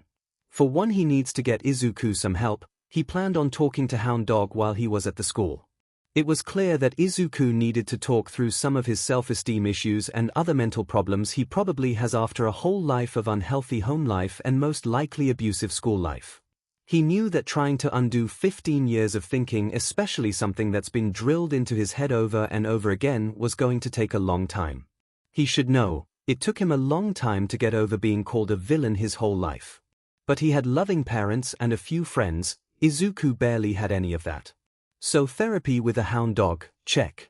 If Izuku was to come live with them, whether just during the fostering PRD or adopted, he secretly hoped for the latter. They were going to need a bigger apartment. Their current apartment is already pretty packed with them since Eri arrived, and he and Hisashi had been talking about moving to someplace bigger. Yeah, they lived partly at the dorms, but that was with 19 other teenagers that he had to keep his appearances for. And if he were honest, he was a little sick of living in an apartment. I know, shocking. Logical shouter Aizawa, not wanting to live in the city where everything was nearby including work. But he wanted his family to have the space to grow. A place for Ei to set up her toys and have plenty of space to play like he did as a child. He remembered his childhood home, nestled at the end of a street with a large sakura tree he would climb up to hide or nap. They had a simple 2-story house, but they had a large backyard where his mom had planted dozens of flowers and his dad had built a small swing for him. He would spend hours out there laying in the cool grass on hot summer days with his cat, just daydreaming or training. Even after a rough day at school, he would come home and his mom would make him a snack, then they along with their cat would sit and watch a movie or relax on the porch, making the weight of the words villain and monster just disappear for the rest of the day until he went back to school the next day. He remembered pacing in the backyard for an entire day waiting to see if he'd get the transfer papers to the hero course. It went on so long that his dad just came outside and picked him up. The man had brought him inside and plopped him on the couch with their cat Mango and told him to take a nap. And he did. He'd never admit it, but he missed it. He knew Hisashi had always wanted a house in a nice neighborhood to call their own, where they could paint the walls an obnoxious blue or yellow and not worry about disturbing the neighbors with his singing. And with their new addition, it was the perfect time. Luckily he had plenty of favors he could cash in to a local real estate agent. That and they have 5 jobs between them, so they had plenty of money to spare. He even had a house in mind. He'd had his eye on it as a potential anniversary present, but it looked like it was coming early. Then there was All Might. God, that made his blood boil. That blonde buffoon had hidden that Izuku hadn't had a quirk for more than a few weeks when he started class. He practically scared the poor boy into thinking if he told anyone All Might didn't approve he'd fail him, maybe even take the quirk back. They didn't need to tell him about One for All, just that his quirk had activated for the first time during the entrance exam. Would he have stayed in class? Maybe not, but Aizawa would have put him in general studies until he got proper quirk counseling, which he would have run. Then when he was ready he could try to get into the class again. Knowing him now, Aizawa had no doubt that Izuku could make it back to the hero course with flying colors. He had the determination and the mind to easily pass, with or without a quirk. But because All Might decided not to tell him how powerful this quirk was, or that he had zero control, Izuku paid the price for his stupidity. Broken arms. Permanent damage. Even if it had been healed by Ei during her quirk episode during the raid, the shock and worry was still there. More self-esteem issues. And he swears to whatever god that if that man said or did anything else to that boy he'd wring his neck himself. He planned to head back tonight to visit Izuku to get the rest of the story, since he knows that the teen left out some important information. Whether on purpose or because he didn't think it was important didn't matter. He needed to know, just in case. Another thing he was going to ask about was Aldera. Although he was reluctant since it was going to dredge up old painful feelings and memories. But to make sure that school would be charged accordingly, his getting both the principal and his kid's testimony. He was sure the rodent would definitely use it to help him raise the school. While he was at school he was also going to pick up Isaac's school records, and Bakugu's.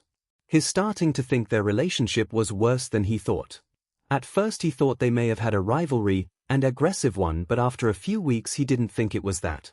They certainly weren't friends. Bakugu hated Izuku with what seemed to be a burning passion. So he just assumed they had history. It wasn't like Bakugu was the calmest or the nicest. But he feared it was much worse.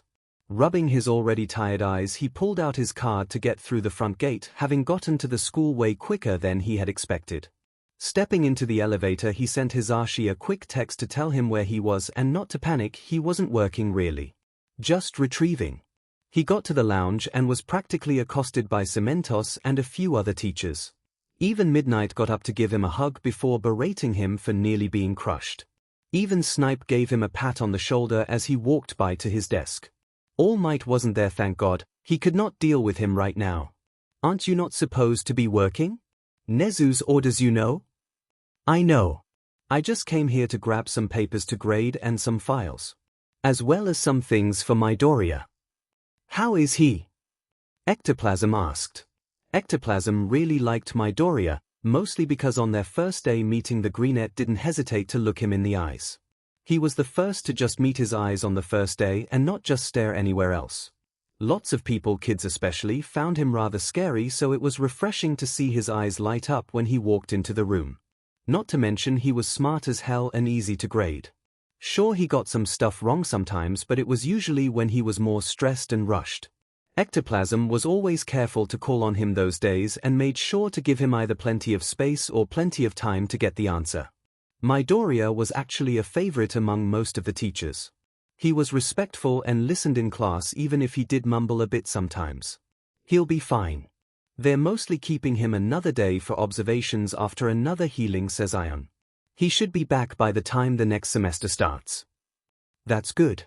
We were worried when we heard on the news this morning. No need to worry, he acted quickly and efficiently and both of us made it just fine. But I should get my stuff and go visit Hound Dog. Aizawa grabbed one of the huge stacks from his desk along with some files from the back cabinet. He slipped Bakugo and Izuku's files on the bottom before stuffing them into his bag. Leaving the staff room, he headed to Hound Dog's office. The counselor was pleased to see him and offered him some coffee, which he gladly took. So are you here for a session or another reason? I'm here to hopefully set up some sessions for Midoriya. While we were trapped under the building, I discovered some concerning behavior and his past seemed to be a direct cause of that. Would you be willing to take him after school or during lunch? Of course, Aizawa, it's my job. Have you spoken to him about it yet? No, but I'm going to bring it up when I go back to visit him. We also are going to have to dig up some more unpleasant memories, so maybe we can try to get one as soon as possible if he says yes. Hound Dog gave a soft grumble in thought. Well, I'm free tomorrow. You could bring him to my place or I could come to yours. Meeting here would also work, whatever is most comfortable. Could I have some insight so I can prepare? I can't tell you everything, but it turns out Midoriya was quirkless up until the entrance exam. That and a recent incident with his mother abandoning him, I think he has some mental image problems. We both know how sacrificial he is. I'm worried he's more than ready to get himself killed and thinking it doesn't matter. Aizawa sighed, taking a deep gulp of his coffee. Hound Dog nodded. I see. Quirkless children are quite rare in this generation, and their statistics are usually very bad. I wished I was informed of this sooner. I could have made him more of a priority to watch over. Me too. I only found out 2 days ago. I think we all have some remedying to do. They talked a while longer, planning to call Hound Dog if Izuku agreed to therapy. If he does, they'd meet here at the school sometime after he was discharged. Aizawa, keep your eye on that boy especially now. I don't think everything has fully settled in yet, and he could have a crash of emotions anytime.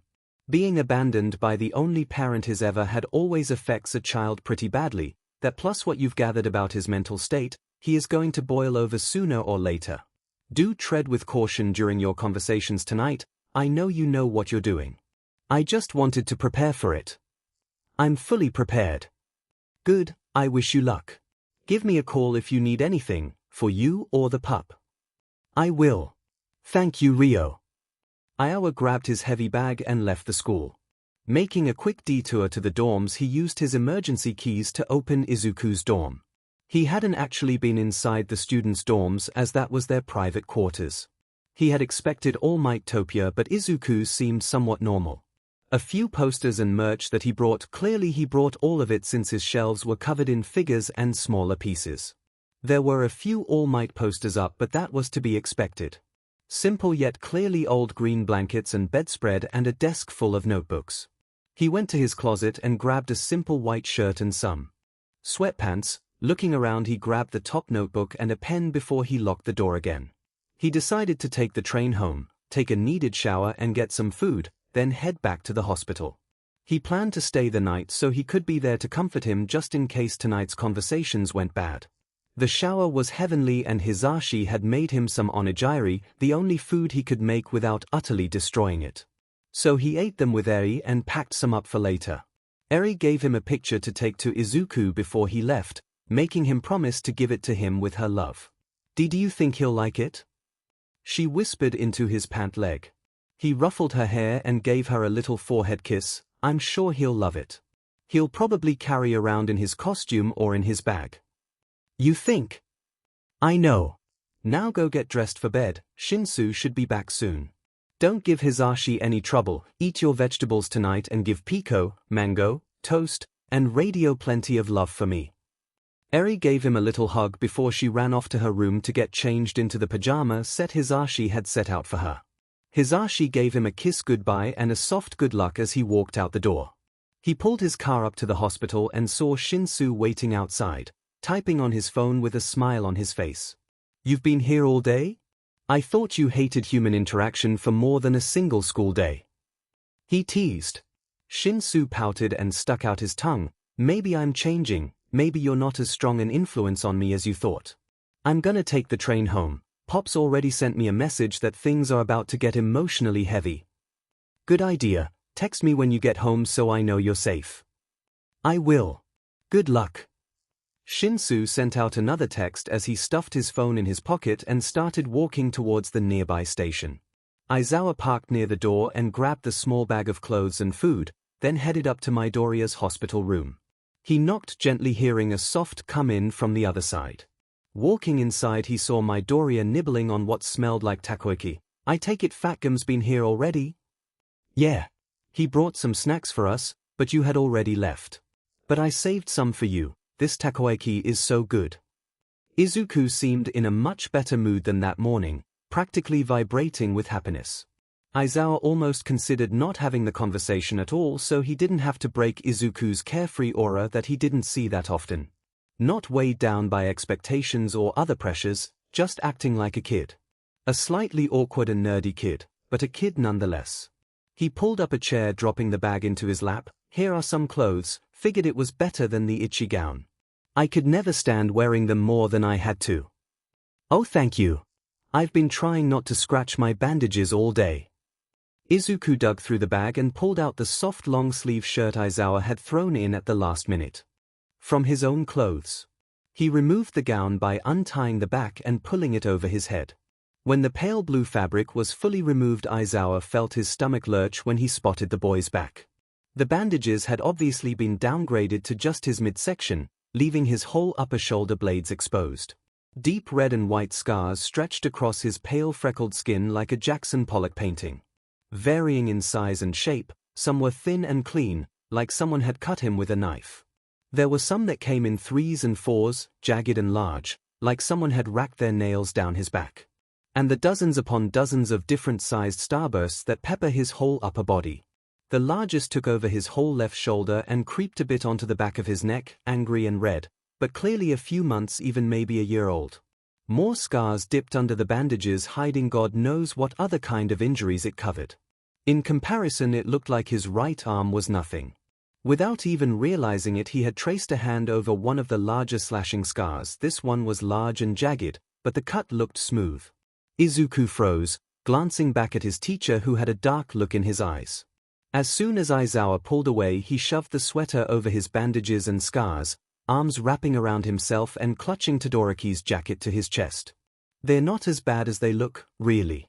They needed practice for their quirks and I was a pretty good target. There's hundreds of them. Izuku, this is really bad. Using quirks, especially to harm another person, is very illegal. They've left permanent damage, they could be arrested for this." "Did your old classmates do this?" "Yeah, but it didn't really matter to anybody and I was happy to be somewhat useful, even if it was just a moving target."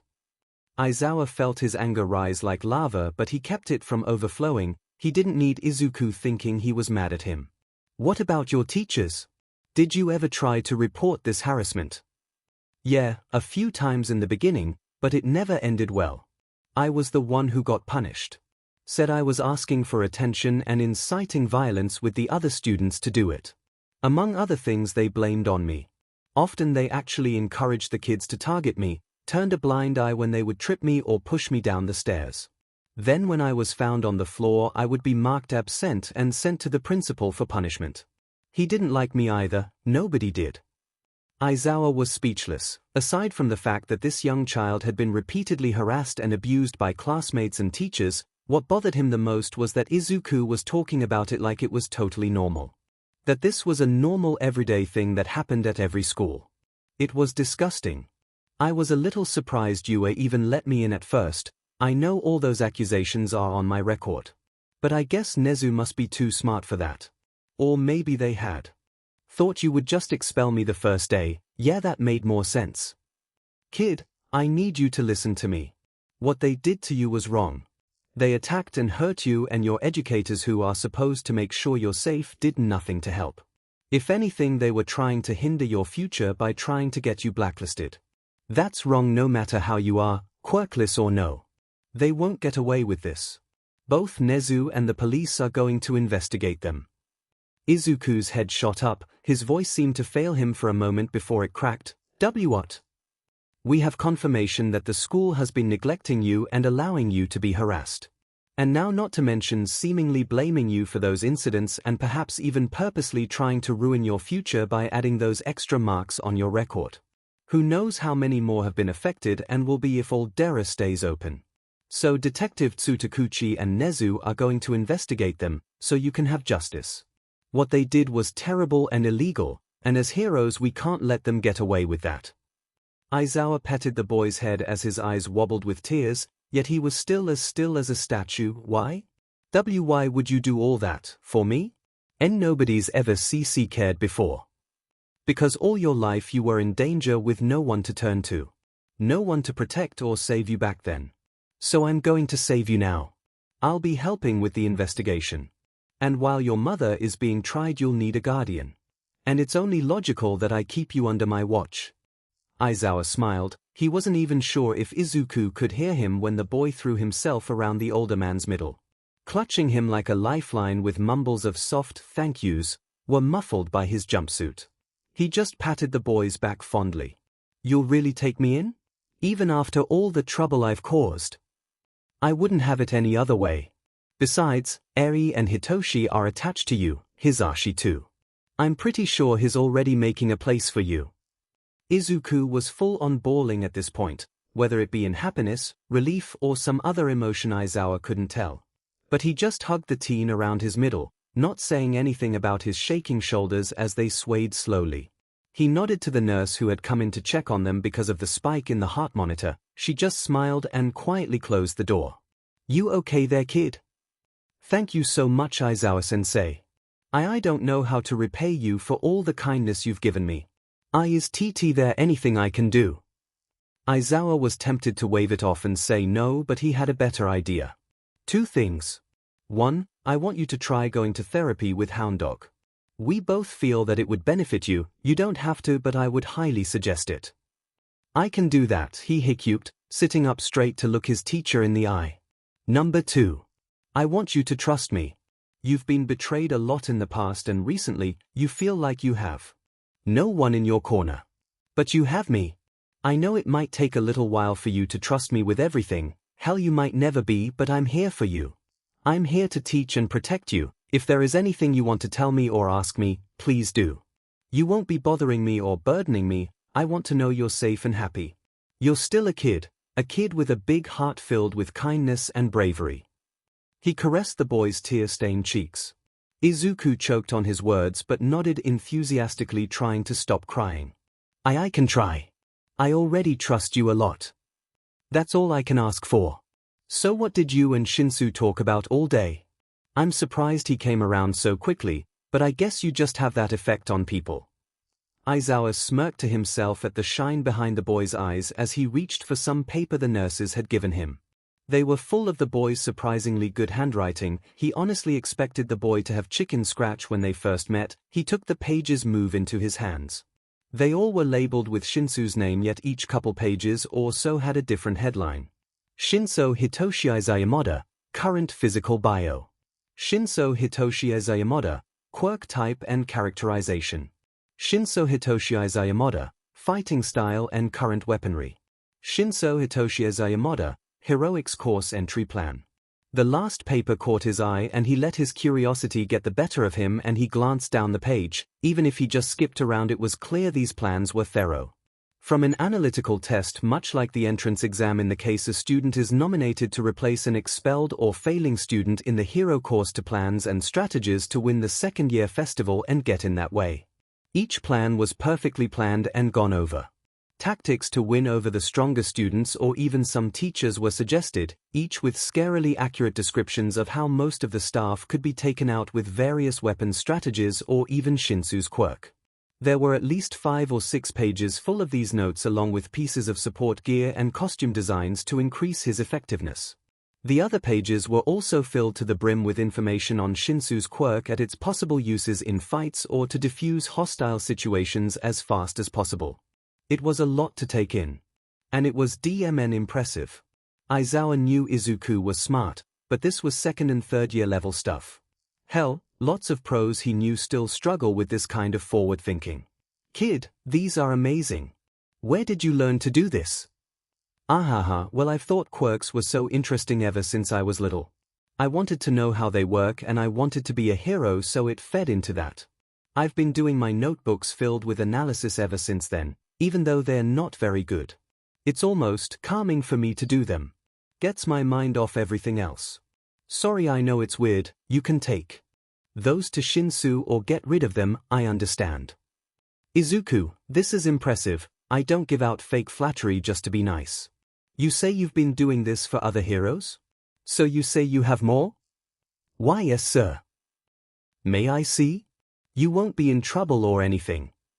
Izuku hesitated for a moment, seemingly weighing his options before slowly handing the notebook to his teacher. Aizawa saw how his hands were shaking and made sure to handle the notebook with care. He hadn't really noticed when he picked it up from his dorm, but the outside was practically destroyed. Charred and watermarked, the spine had been held together by scrapes and lots of duct tape. He had a sinking feeling that this was his classmates' or his teacher's fault. Add destruction of private property to the list of ever-growing charges. Turning to the first couple pages, he found that none of it was in Japanese. Or really any kind of language Aizawa had ever seen. Is this coded? Oh yes. I know it may seem strange, but I coded them just to be safe in case anyone ever found them. Not that anyone would want them other than to destroy them. It made sure if Mom ever found one she couldn't take it. Why would she do that? Well, she thought my analysis was just encouraging my dangerous dream. She stopped playing the news since it was always about heroes. She only ever got her hands on one when I was about 11, I started coding after that. Aizawa handed back the notebook, not saying anything as the teen brought it back to his chest like a child would a doll.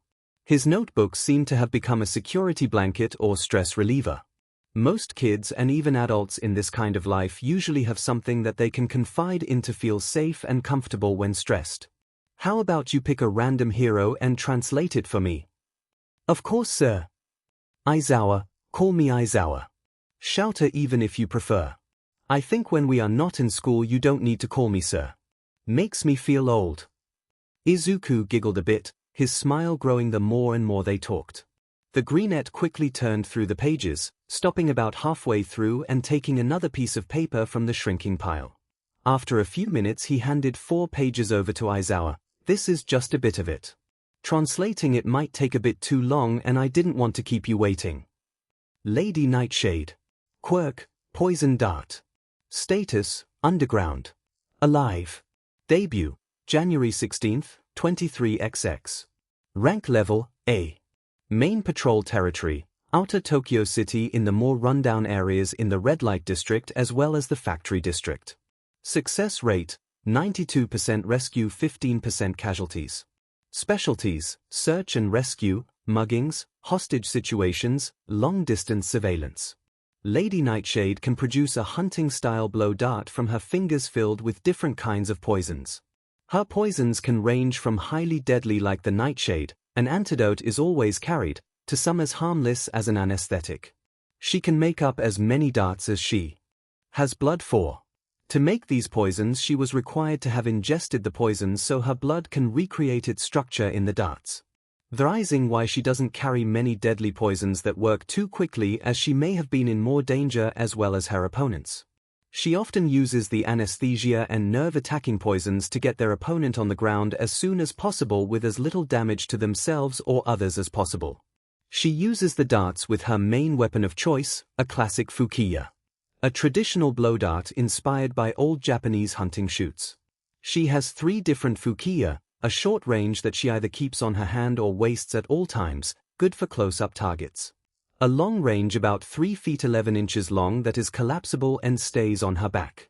Used for long-range sniper shots or villains with longer-ranged attacks. The third is a crossbow-style bow on her wrist that can launch her darts up to 50 miles an hour if her target is too far or too fast. She doesn't use it often as the darts moving that fast pieces the skin much deeper. I think she might not like it as much as the traditional weapons. Her style also seems to specialize in several martial arts like judo, snake and crane style of kung fu, taekwondo and even some standard military tactics. Also, weakness, her supply of on-body darts are held in her belt and boots. And she can only make so many more darts with the amount of blood in her bloodstream. Too little blood and she's out of ammo. Major injuries to any arteries or high-risk areas like the neck or chest can remove blood much faster, giving her either the options to fight until exhaustion or death, or to flee to get medical attention. She's also not impervious to poisons, so using one of her own darts on her could be a quick way to end a battle. So to counteract this, I would suggest thicker armor around the high-risk areas that are strong enough to withstand her darts or straightforward attacks. Bullets, as she does work long range. Placing her antidotes in a more secure spot could save her life, perhaps in the brim of her hat or a pocket under the clothes, as well as an emergency injection in the wrist crossbow if she is in immediate danger and cannot get to her stash. There was plenty more after that, more in depth on her style and tactics to weaknesses and improvements. He remembers Nightshade. She was a student of his in his 3rd year teaching. He rather liked the girl, quick and clever. And he remembers her struggling a long time to find the best weapon for her darts. Support kept giving her lots of mechanical weapons, making her overcorrect her shots and miss for a good half a year. It was Nezu who suggested she try a more classic blow dart weapon, and she had taken to it immediately. She trusted her shot much more than a machine's calculated shot. She kept the crossbow just in case. They've worked together a few times since she graduated and she has only improved. Since then, Aizawa wasn't sure if he should make him more proud or kinda terrified on how smart Midoriya is. If this was only a few pages, God knows what's on the other pages. And he had at least a dozen of these books on his desk. Who knows who else was in there? Every hero he had ever encountered was probably in those pages. He might be in there too. It's not too far-fetched. The kid did recognize him on their first day and has never had a student do that before. Even the ones interested in underground work. If he didn't know Izuku as well as he did, he'd think this kid was undoubtedly dangerous. Actually, scratch that. He's definitely dangerous now. But his moral compass is pretty strong, so he's not too worried about it. But he decided to leave that scary thought until another time and handed the papers back to Izuku, who quickly folded them up and put them in the notebook. He quickly closed the cover and pressed the notebook into his lap, gripped tight, and his hands still had slight tremors. "You said you taught yourself this?" "Well, I wouldn't say taught, it was more like a hobby. I didn't really have anybody to teach me since everybody found it really creepy. So I kinda just kept it to myself so I didn't catch more attention and make myself an even bigger target." The boy gulped nervously. "You saw what happened to this one when it was taken from me. That's another thing I wanted to talk to you about. Izuku, you and Bakugo both went to Aldera, didn't you?" he asked. Izuku looked at him suspiciously, keeping his head low. "He did. We've been in the same school since we were little. At first I had thought you two had had some kind of rivalry, an aggressive rivalry, but due to recent events I'm starting to think it's not. Tell me the truth, was Bakugo one of your tormentors?" And don't try to lie to me, because some of those marks on your notebook and your back look a lot like his explosions." Izuku was silent, eyes avoiding his teacher at all costs. That was all the answer he needed, Aizawa felt anger both at himself for not looking into this sooner and at Bakugo. He knew the kid was violent, he'd been strongly advising him to try anger management. But this was a whole other level. He should have realized sooner. He should have realized when Bakugo nearly killed Izuku during their first week on several occasions. But he just wrote it off as some childhood rivalry. But it wasn't his fault. Elaborate. The teachers and adults growing up always told Kaken he'd become a hero. That he was to get everything he wanted and could act however he wanted. No one ever told him no. He was told he was better than everybody else, and that gave him the right to treat me the way he did. The teachers enforced it with their own attacks on me, praising Kaken for putting me in my proper place. You know what happens when kids aren't told no. So you can't blame him, at least not entirely. The boy was practically begging, and Aizawa had to admit. He was kind of right. The teachers obviously favored Bakugo, his record was clean as a whistle and it had struck him as odd when he first looked over it. The staff had kept all altercations from threatening his chances of coming to UA. I understand what you're saying, he never had DSPN. I could tell that from the moment we met. But Bakugo clearly should have known better that assault was wrong. No matter if the teachers encouraged it. He'll have to be dealt with, but I'll take what you told me into consideration. He really has gotten better, sensei. He's not as bad as he was before, maybe a little angry still, but good friends have really changed him. The boy pleaded. Aizawa agreed, you're right, and since the staff don't tolerate his behavior he knows that he has to change. But he has tried to harm you a few times since coming here and that needs to be addressed. Izuku nodded slowly against his chest. Aizawa could see the conflicting thoughts racing behind the boy's emerald eyes and sighed. Always worried about others over himself, even if they had been cruel to him. Izuku, it won't be your fault if Bakugo gets in trouble, or anyone else during the investigation. You were a child that they abused and hurt just to make them feel stronger. But you know that people have to face the consequences of their actions. I know that, sir. It's just strange. Yeah. They were both quiet for a while, just comforting each other in the silence. Ruminating over their similar pasts. You know I was bullied too. What? My childhood was a lot like yours. My classmates found my quirk scary. A quirk that could take away other quirks, even though technically I just turned them off for a few moments, that was enough for them to think I was a villain. My bullies were a bit different than yours, they wouldn't attack me directly but the whole school hates me. Harsh words behind my back and closed doors, stealing small things from my locker or leaving notes. Separating me from any kind of contact. I was constantly told I'd end up nothing but a villain. It was like that for a long time, even when I made it to UA before I transferred into the hero course. But I didn't let it stop me, I didn't let it dictate the rest of my life and actions.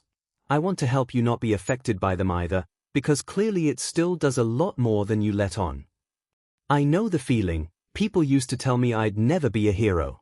That my dreams were unrealistic and I'd just be in the way, a burden on the other heroes who were going to do their job. Even pros told me I should just give up and do something else. Honestly, I believed them too, if it hadn't been for All Might coming back, I don't know if I'd still be here. Him giving me his power was the only reason I'm useful, I know that. Even he knows that, but I guess he saw something in me. Something about that statement didn't sit well with Aizawa. He'd looked up the slime incident on the way over on the train, and honestly even then he wanted to chuck his phone across the car. Someone had gotten a video from a nearby building showing his problem child being the only one to try and save the Bakugo who was clearly suffocating. The only one to have an attack that was useful, instead of just waiting. That's what he hated about heroes sometimes. They just wait for another hero since they can't figure out a different way to use their quirk, leaving either the citizens or the villains to suffer. Then when this teen child, he was a child that tried to save him, not the adult heroes, finally All Might arrived out of nowhere. Then the heroes on the scene had the audacity to scold Izuku for trying to save his friend when no one was doing anything. It was clearly harsh judging by the poor kid's face that looked miserable, while Bakugo seemed to be getting praised. For what he wasn't sure. But Izuku's statement did not refer to this, and if it did it wasn't the only part he was talking about. You said come back? Did you and All Might meet before then? Izuku froze for a moment before a hesitant yes whispered into the tense air. The slime villain had attacked me first when I was walking home from school. Thankfully All Might was nearby to save me. He had signed my notebook and was about to leave a few minutes later. I hadn't known about his limited time yet, so I stupidly grabbed his legs to ask him to wait, but then he took off, taking me with him. Wait, you were attacked, nearly suffocated, and he just left you there? Alone? Didn't call anyone? The boy nodded and Aizawa could feel his anger start to boil. All Might didn't call any kind of medical team to check on a boy that nearly suffocated to death, and on top of that just left him there to get home on his own. He could have brain damage or internal injuries or some of that slime in his lungs and could have died after he left. It was basic rescue. He waved for Izuku to go on before he said something stupid, and the boy continued. We had landed on a roof and I finally got the courage to ask him if I could be a hero. The mood dropped like a bucket of ice had been shoved down their backs. Aizawa felt horror and unbridled rage when the implications made themselves clear. He said no. Didn't he? No response but a slight nod. Green eyes glued to his lap, face looking utterly broken, made the man seethe in rage. All Might told a child, a quirkless child who had just nearly been killed, that being a hero wasn't possible for him. To a child who obviously needed comfort, needed some kind of support, and All Might missed a symbol of peace, this boy's role model crushed it right before his eyes. Then Izuku's words echoed in his head. If he didn't come back, I might not still be here. The weight of that statement made Aizawa want to hurl. Just the thought that his kind-hearted and selfless kid could have become a bloodstain on the street, never making it past 15 in this world that he felt was out to get him, never making it to UA and plowing his way into his teacher's heart and his friends. What would have changed if he had made that choice? Todoroki might still be in his shell, refusing to use his fire. Ida might not have survived Stain's attack. Eri might still be in Overhaul's clutches with several heroes dead. But he didn't. Aizawa has to remember he didn't make that choice. He made the choice to live and become the man's successor despite all the pain it's caused him. So he swallowed his curses and laid a hand on the boy's head. Well, first of all, he was wrong. You would make an amazing hero even without his power. I'm sure you would have found a way into my class eventually, whether it be the sports festival or just barreling into it like you always do. I have zero doubts about that. Ah, really? You thought I could have been a hero? I do. My parents told me when I was young, let me be there for you, even if you don't want me to be there. I will always be in your corner when you do need me. I want you to know that I will be in your corner, to help train you to the best of my abilities. Quirk or no quirk. The swirling thought seemed to finally settle as the teacher wiped away some final tears. The boy's cheeks and eyes were still red, but his soft smile had returned as he leaned into the man's hand. We may need to go into more detail about your past at a later date with the detective, but I'm too tired for that today. Did Fat Gum bring anything that's actually good? Why, yeah. He brought some smaller snacks and even brought you some coffee. But Shinsu said you're not allowed to have coffee after 7 because you'll never go to sleep. Traitorous son. Give me those Pocky. Izuku laughed at his grumbling teacher, who had used his scarf to pick up one of the boxes from the small basket. He handed Izuku some pears, telling him to eat something healthy before he went to sleep. Izuku assured him he wasn't tired, but he barely got through one pear before all that crying caught up to him and he passed out on the bed. Aizawa moved his food and notebook onto the small side table with his scarf as he adjusted the boy to a laying down position. With a soft smile he only ever used when no one was looking, he covered him with the blanket and with slight hesitation placed Todoroki's jacket, which was still here, over his shoulders too. He neatened up the basket of snacks and papers, quickly leaning Eri's crayon picture up so he would see it when he woke up. The crayon drawing looked pretty standard for someone her age. She quite liked drawing and their fridge was covered in them. It was a picture of her and Izuku, if the green and red figures had anything to go by, standing next to each other holding hands. Surrounded by hearts, flowers, and rainbows with big messy letters scrawled over the top. Her writing was improving as he could actually read the "Thank you hero Deku" that was scribbled in green. Chuckling, he flicked off the lights and left the curtains open just a crack to let the soft orange light still barely filter into the room. Sleep well, kid. Good night. Aizawa, he heard just as he closed the door. He couldn't help the warmth that filled his chest, softly caressing the temporary name placed on the door. He went to see the doctor to get an update and to calm his nerves. Shouter? What are you doing here? Shouter? What are you doing here? He whipped around to see Tensai rolling down the hall as fast as possible to catch up to the man. He came to a quick stop at Aizawa's side and smiled. You're not injured, are you? No, just visiting. You here for something? Just a checkup. Doc said I'm healing pretty well. I may even be able to have surgery to help me walk again. But they won't know for a few months or so. Need to watch me for a while longer. That's good. The two slowly made their way down the hall. Who are you visiting? Is Hisashi in for something? No, one of my students. He was hurt during a raid a few days ago. Oh, I remember seeing that on the news. The whole building collapsed. I'm glad you're both alright. Which student was it? Aizawa raised an eyebrow at Tensai's questions. What? If it's one of Tenya's friends, I want to know. If he found out, then the rest of the class would find out. And he's not really up for visitors right now. Alright, I yield. But I think I have a pretty good guess on who it is. That green-haired kid, right? The one that saved my little bro from Stain.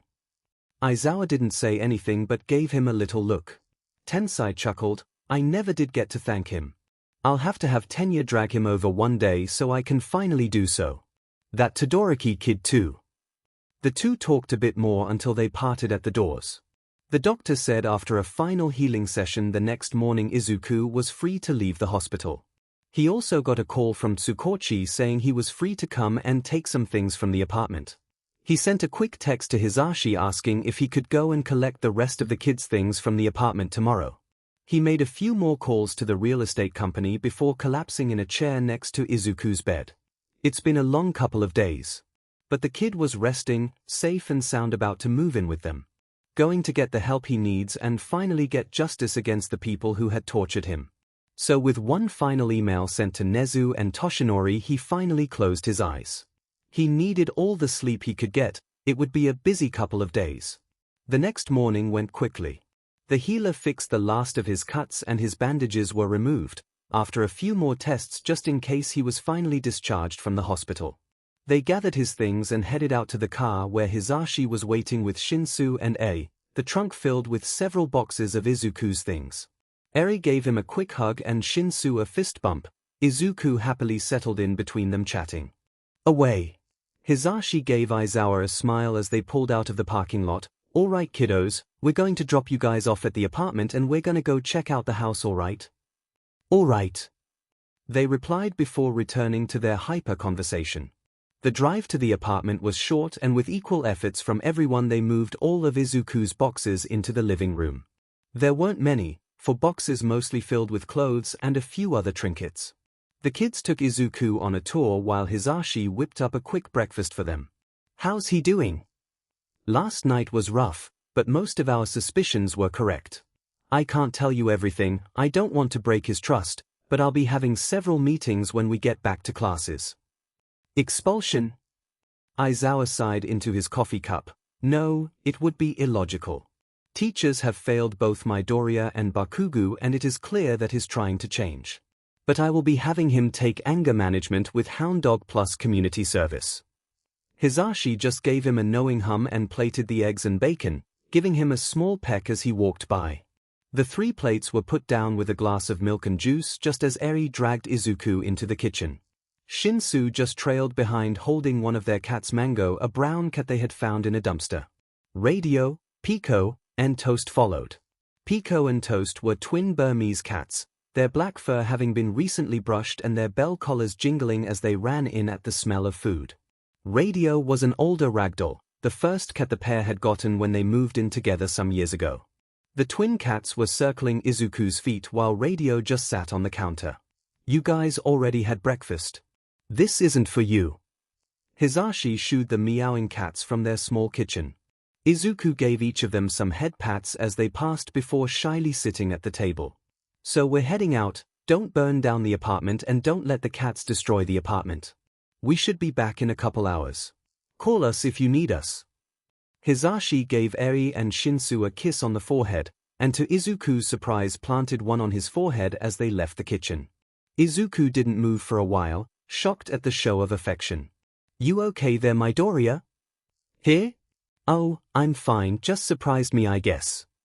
Papa likes to give us lots of kisses, even if Hitoshi acts like he doesn't like it, he really does. He told me so." "That's supposed to be a secret, eh? Don't make me tickle you as punishment for this treachery." Shinsu threatened with his fork, but the little girl just stuck out her tongue. The two siblings continued to banter back and forth. Izuku just ate the warm food with a content smile on his face. He could get used to this. Hisashi and Aizawa met up with the real estate agent in a little neighborhood just outside the main part of the city. "So you've had an eye on this house for a while here?" "Yeah. You and the kids deserve a house to live in. A real house and not that little apartment. I had been planning to buy it for you for our anniversary next month. The buyers had promised if we wanted it they would sell it to us." "Oh Shouter, that's so sweet." Hisashi caressed his husband's face as he gave him a big romantic kiss. He was so distracted that he didn't even notice that they had stopped at the end of the cul-de-sac. "We're here." "Hey wait, isn't this your parents' house?" Hisashi asked when he saw the familiar two-story house with a pink sakura tree sitting in the front yard. The garden was a vibrant rainbow of colors and the outside was still a soft cream. Hisashi dragged Shouter towards the tree, walking around the trunk until his hand ran over an inscription on the trunk. SA plus HY. "Oh Sho, do you remember when we carved this? That was so long ago. We had just graduated our third year at UA, didn't we?" The blonde leaned into his husband wistfully, still caressing the engraving of their initials. He remembered sitting under this tree the night of their graduation, a small party happening inside with parents and friends. They had been watching the stars, just enjoying each other's presence, when Aizawa suddenly reached into his pocket and pulled out a small pocket knife. He turned as the knife clicked open. "What are you doing, Shouter?" "Hold on a sec, Zashi." The young blonde watched his boyfriend notch the knife into the tree's bark and slowly carve out his two initials. "SA." He then turned to Hisashi and smiled shyly. "I know I don't say it often enough as I should, but I love you, Hisashi. More than anyone in the world, and I can't imagine being with anyone else. Would you carve your name into this tree, and promise to be mine until we part?" Hisashi wasn't sure if he wanted to tackle Shouter or cry happy tears. He embraced the shy boy, planting a big kiss on his cheek while he took the knife.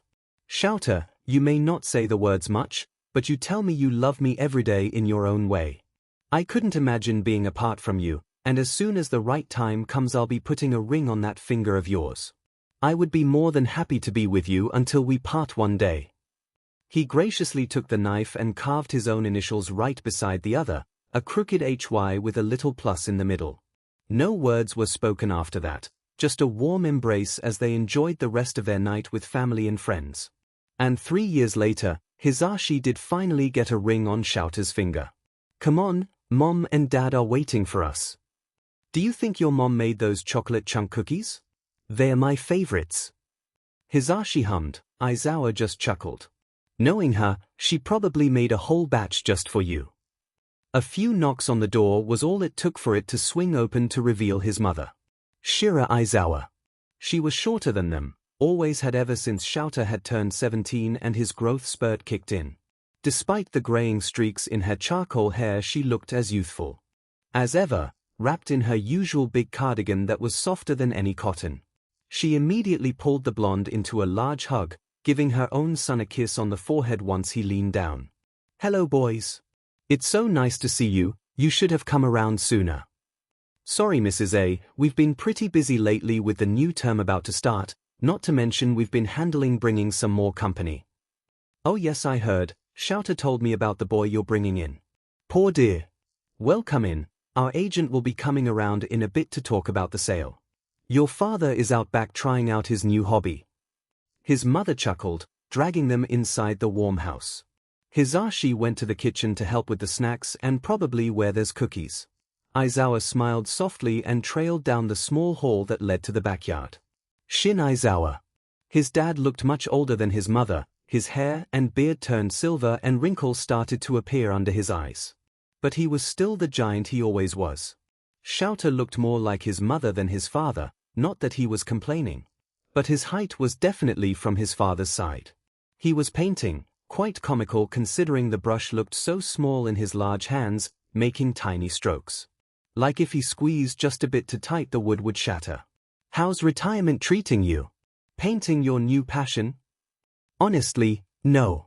I'm bored. Your mother suggested painting but it's not really my speed. I miss working. His father grumbled.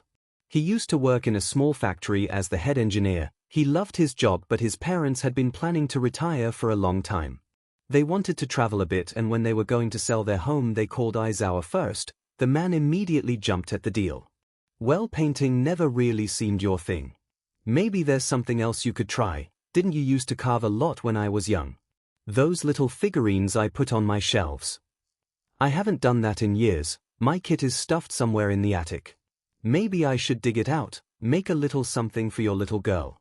Does Shinsu still have the cat I made him all those years ago? Still sits on his desk.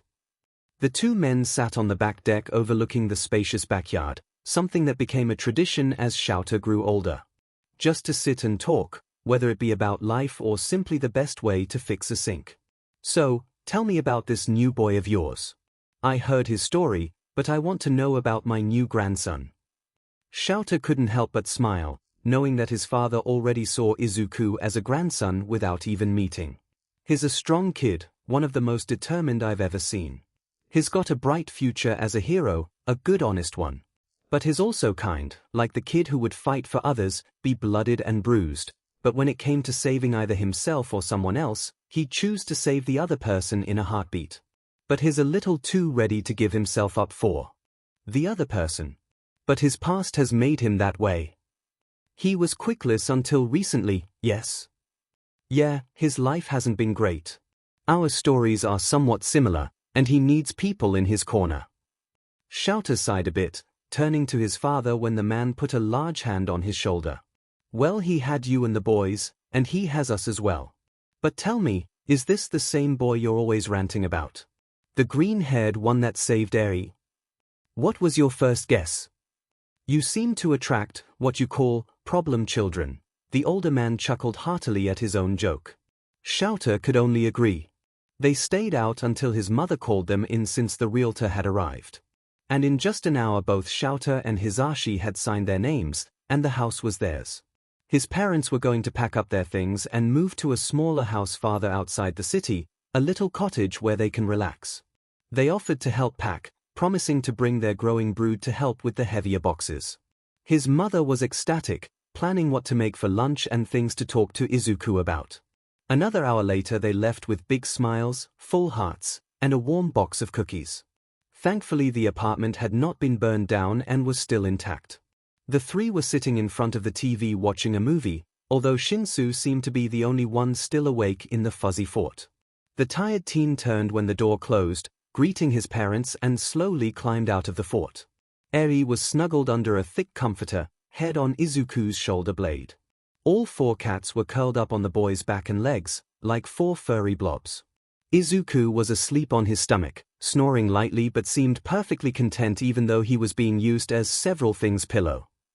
Shinsu snuck into the kitchen to replenish his coffee. Izuku made us dinner, left some for you in the fridge too. They've been out for about half an hour. Everything went okay?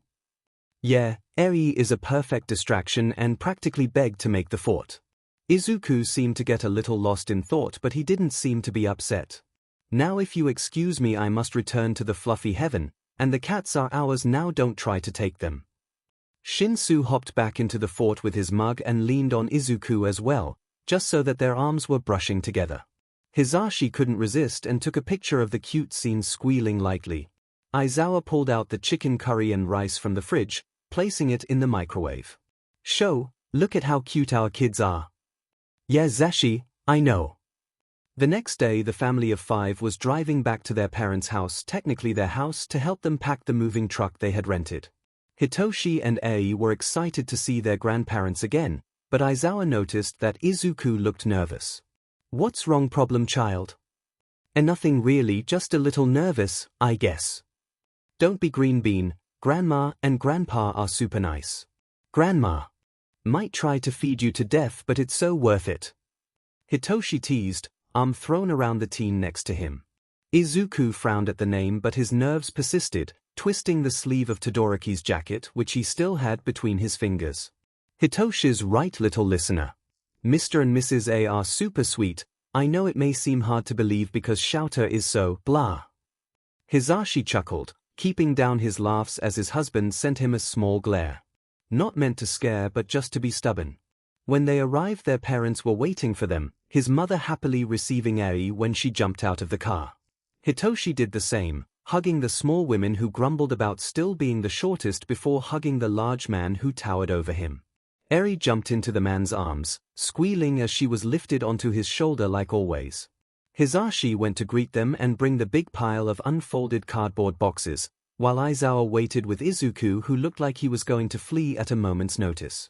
Keeping his head down, he stood frozen in front of the car, twisting the jacket sleeve harder. Izuku, what's really the matter? My own grandparents hate me so. I ain't never known how to talk to them. I don't want to bother them or embarrass you. I just don't know what to do. The greenette was shaking, eyes still glued to his shoes. Aizawa sighed, putting a hand in the green curls to turn his head. Don't worry about such illogical things, just treat them like anybody else. They're excited to meet you and I can guarantee they will like you. I don't think there's anyone you can't charm. But what if Just try taking it slow, introduce yourself and have small talk.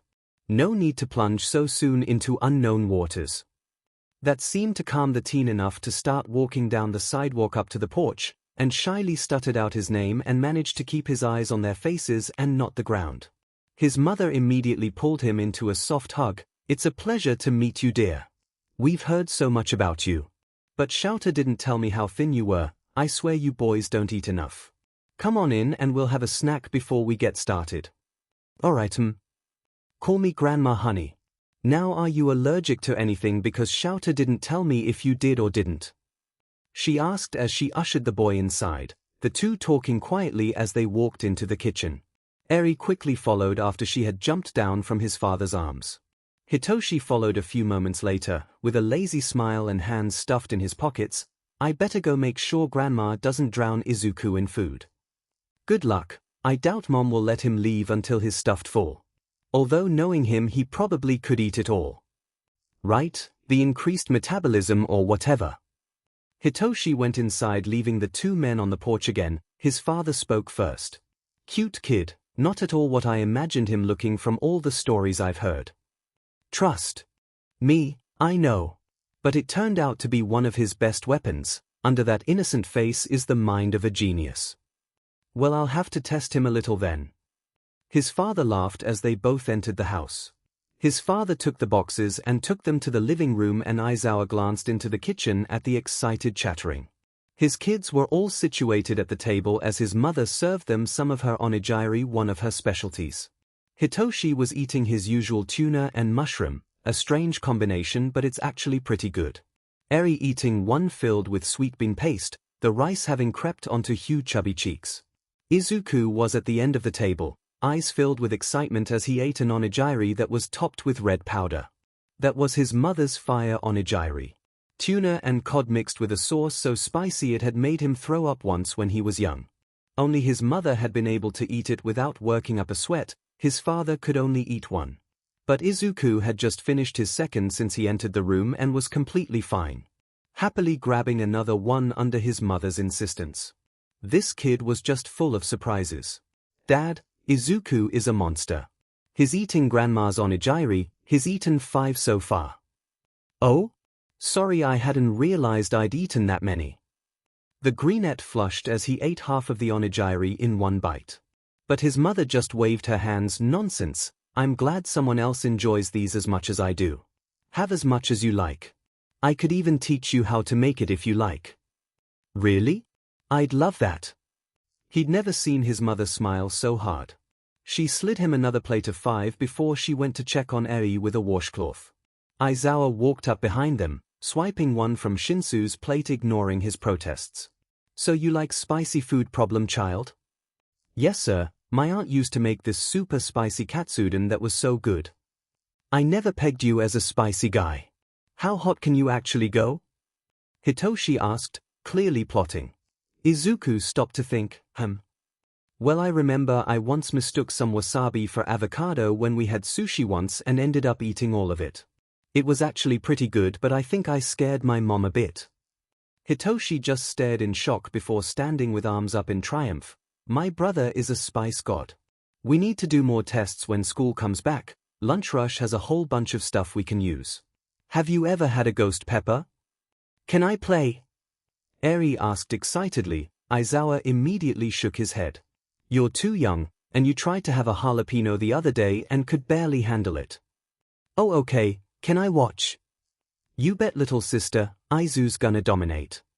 His mother chuckled at the kid's antics and stood by her son, wrapping her arms around one of his own, leaning on it. He fits in just fine. Yeah, he does. After they had finished their snack, they started the long packing process. Eri went with his mother to start packing up their clothes, leaving the boys to start in the living room. Aizawa and Hitoshi were carefully moving the pictures and other trinkets, wrapping them in bubble wrap before placing them in a box. His father grabbed an armful of boxes from the hall under his arm. All right, Green Bean, you're pretty strong, so you're with me in the shed. Grab some gloves and follow me. Yes, sir. Be careful, that shed is covered in rust. Aizawa called as the two disappeared outside, satisfied when he heard Izuku's soft call back that they would be careful. Izuku walked out with the older Aizawa, keeping in step right behind him as they walked out into the backyard. He stopped to admire the flowers and plants that lined the outer fence. Your garden is very beautiful. Thank you, Shira did all the work. I just water them. The man gruffed, walking towards the far corner of the yard.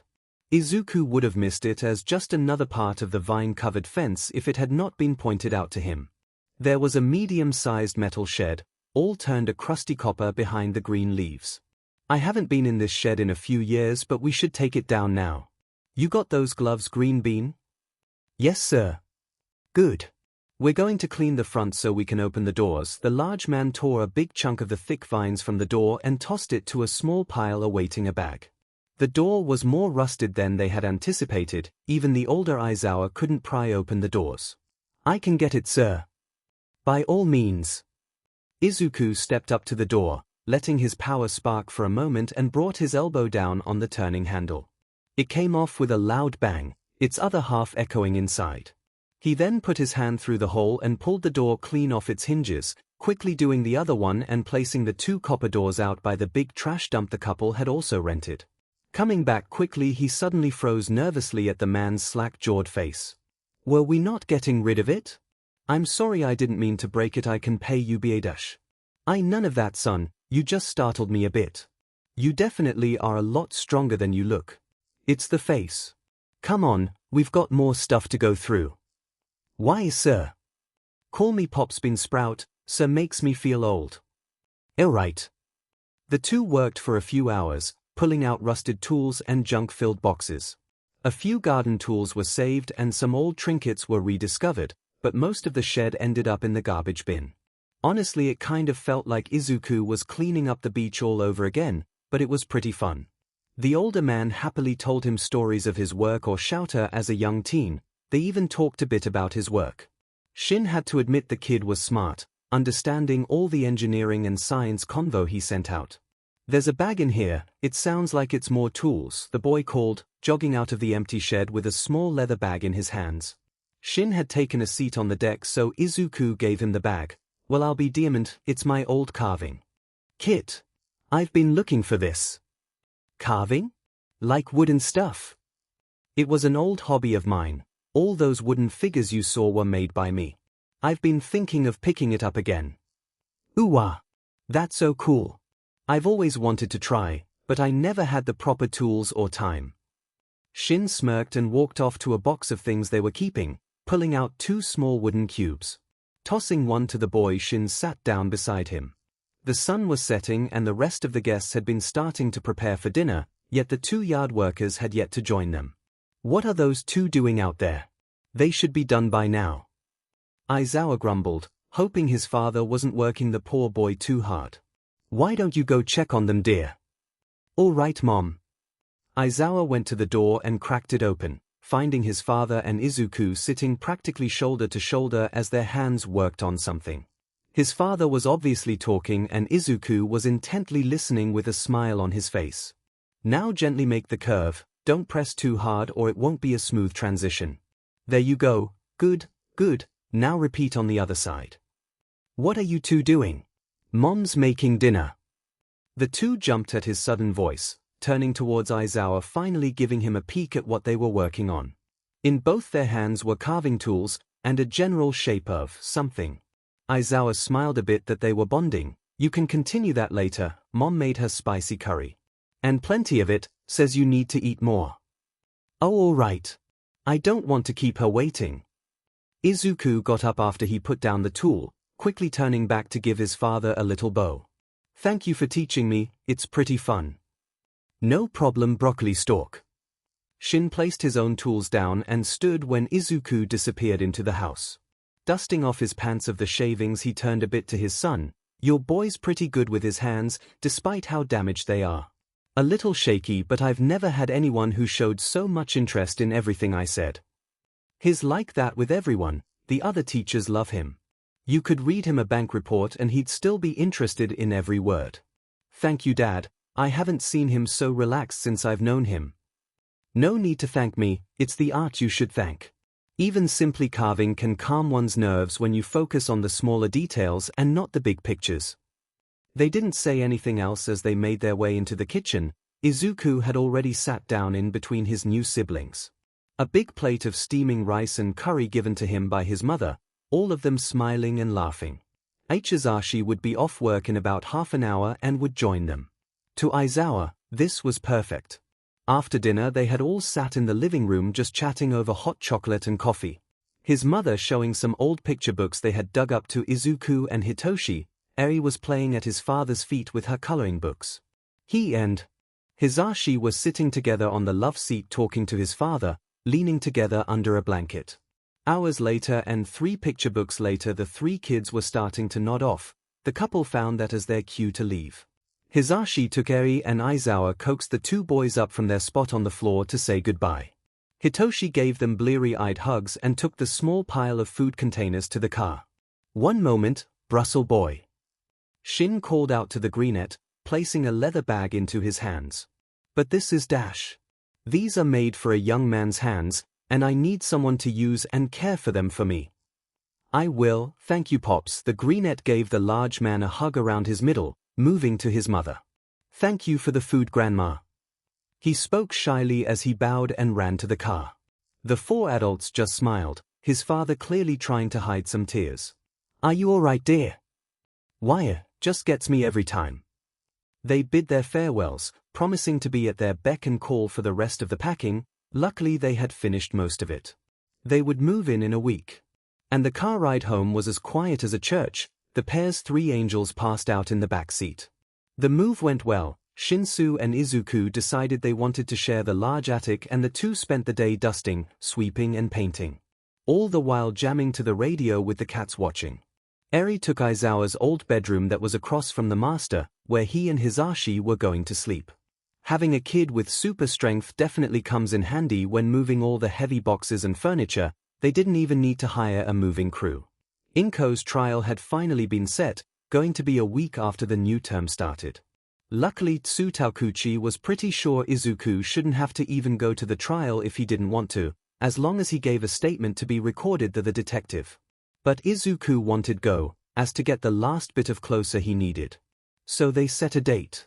Izuku would give his statement a few days before the trial with Hounddog and himself present just in case. Speaking of Hounddog, the counselor was waiting for the duo to arrive at the school for their first session. The counselor met them at the gate. Aizawa had some work to address for school the next day, so they parted ways.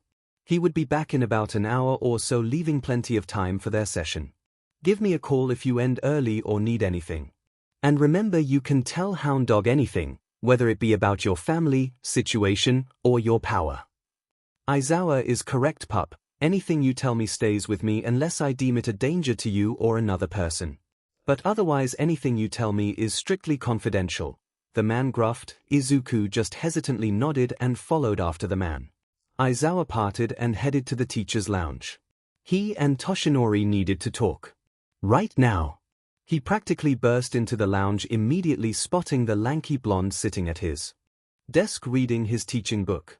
He rather loudly dropped his pile of papers on his desk, drawing the blonde's attention. Meeting room. Now. He left no room for argument, and as soon as Toshinori sat down in the meeting room, Aizawa slammed the door closed and stalked up to him like a predator. You and I have a lot to talk about. But let's start with the simple one. Why didn't you tell me that you passed on your power, a power that can literally make someone explode, to a 15-year-old who had zero quirk training previously? Young Midoriya told you about One for All? I told him he cannot share it so carelessly. It is not his secret to share. False. Midoriya is entitled to tell whoever he wants about the quirk he inherited. It's his quirk now, not yours. His to control, his to use, his to tell or keep secret. You need to understand that because he was about to have a panic attack when I found out, thinking you would be angry at him and try to take it back. The sound of Aizawa's pound on the table still rang in the air, Toshinori silent in shock, jaw open like he was trying to find the words but they choked in his throat. You could have just told me it came in late. I didn't need to know about this whole One for All business, but my student has been gravely injuring himself because you didn't tell me about it. And he was too terrified to ask me or any other adult for help. I see my mistake now, Aizawa, but we could not risk anybody else knowing about it. Others? Who else knows that Midoriya inherited your quirk? Gran Torino, Nezu, Tsukochi, and I believe young Bakugo has a pretty good clue. Aizawa could already feel the headache forming. Does Midoriya know that they all know? Yes. We'll talk more about that later. I have another question for you. And so help me God, if you lie to me, not even Nezu can save you. Aizawa growled. You met Midoriya when you saved him from a villain, which by the way you didn't call any kind of medical help after he nearly got suffocated to death? That's Hero 101, you're lucky he didn't get brain or internal damage. But when this scared child tried to get you to stay, to need some kind of hope, when he asked you if he could be a hero, what did you say to him? Ace-. What did you tell him? Toshinori hesitated before hanging his head in shame. I told him that he couldn't be a hero without a quirk, he would just get in the way and be a liability. I suggested he try to find a job that was more realistic, like a doctor or a police officer. I was trying to keep him safe. Safe? You crushed his dream, a child who clearly was traumatized and in need of assurance from a hero he admired. Then once you were done you left him on a rooftop. Alone. Do you realize what your carelessness could have caused if that had tipped Midoriya over the edge? He might not be here. He might not be here because you decided protecting your secret was more important than saving a child who was obviously calling out for help. The look on Toshinori's face tells him he didn't even think about that, of what could have happened. He looked guilty, like he had just hurt a civilian during a battle, face dark as it sat in his hands. But Aizawa was too upset to care about his guilt. I'm going to be honest with you, I didn't want you to get this job. For lots of different reasons. You're not a teacher, you don't have a license or have taken any classes on how to teach properly, and it shows. If you put my students in more danger, I don't care why you're here, successor or not. I will try my hardest for Nezu to get rid of you. Second, I will be joining your class now until I deem you well suited enough to teach on your own. Do you understand? Yes, Aizawa, I understand. Good. Now you are going to tell me about One for All, because obviously you haven't told Midoriya everything. Which you will do sooner or later, or I will. That was all it took for the man to spill everything, from the history to his mentor, to the ultimate bad guy he had been trying to defeat. Aizawa was so lost in his anger the longer and longer he spoke, he gave a power to a 15-year-old that one of the most dangerous villains in the world was after. But he felt slightly better that he hadn't given Izuku the power, knowing One for All was alive. After he was done he didn't spare the blonde a glance as he left, still fuming and needing some space before he went to pick up Izuku from Hound Dog. He wasn't sure if he needed a nap or to throw something. Probably both. He ended up using his anger to get everything set up for class the next day and talked to Nezu about Aldera's investigation. The principal had compiled a bunch of footage from the school and had given it to Aizawa to give to Tsutakuchi or watch if he wished. He decided to do it when he and Hisashi were alone, because if he watched it now he might chuck the laptop out the window. Dropping the rest of his pop quiz papers into his drawer for tomorrow morning, he had managed to put a cap on his anger, the building pressure calm enough not to explode at the slightest irritation. Aizawa had made it right on time as Hound Dog and Izuku were coming out of the office, both smiling, and Izuku seemed much more relaxed than he did earlier that day. Like some weight had been removed from his shoulders. That was then enough to simmer his rage. The light look in Izuku's eyes brought him some peace. "Hey kiddo, how did it go?" "Really well, I think. I definitely feel much better. Midoriya did a wonderful job. I was hoping we could have another session in 2 or 3 days. I think it's a logical decision. Thank you, Hound Dog." Aizawa gave his colleague a quick handshake while Izuku gathered his bag. The counselor gave Aizawa a reassuring look, one that promised that everything went well. They made their way out to the loud yellow car. "How about we get some milkshakes for everyone on our way back?" "Ah, really? I've never had one before." "Well, I think it's time we remedy that. There's a good hole-in-the-wall place not too far from here. Coffee for Aizawa, chocolate for Shinsu, 2 orange creams for Hisashi and Eri, and a simple strawberry for Izuku." Not a bad ending for the day. Aizawa had a sneaking feeling that tomorrow was going to be a rough day. But cuddling up to his husband while his 3 kids played cards on the floor sipping their milkshakes put his racing mind at ease.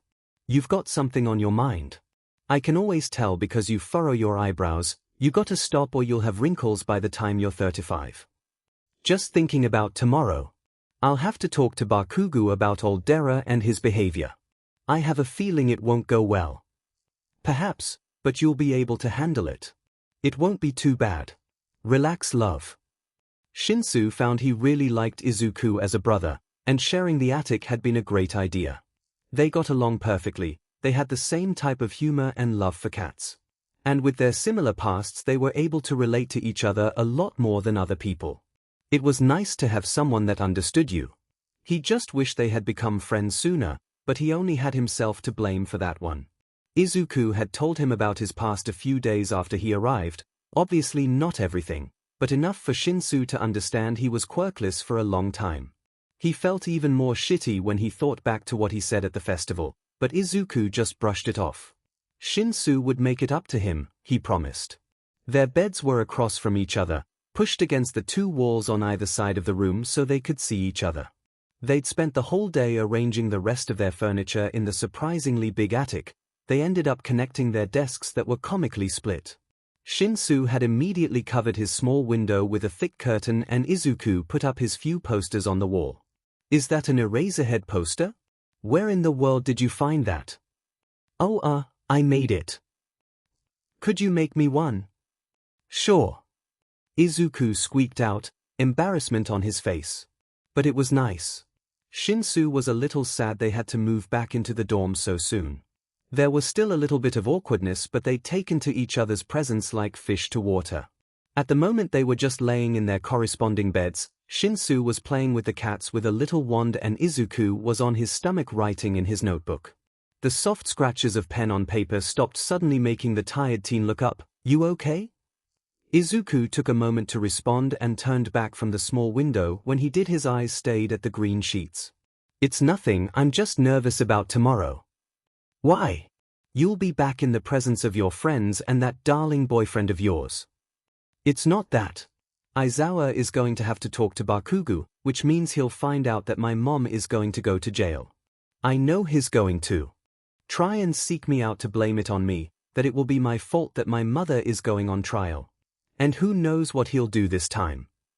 Shinsu saw his shaking hands that clutched his shoulder. He'd seen the large burn scar a few days ago when he brought Izuku a new shirt when Eri accidentally spilled apple juice on him.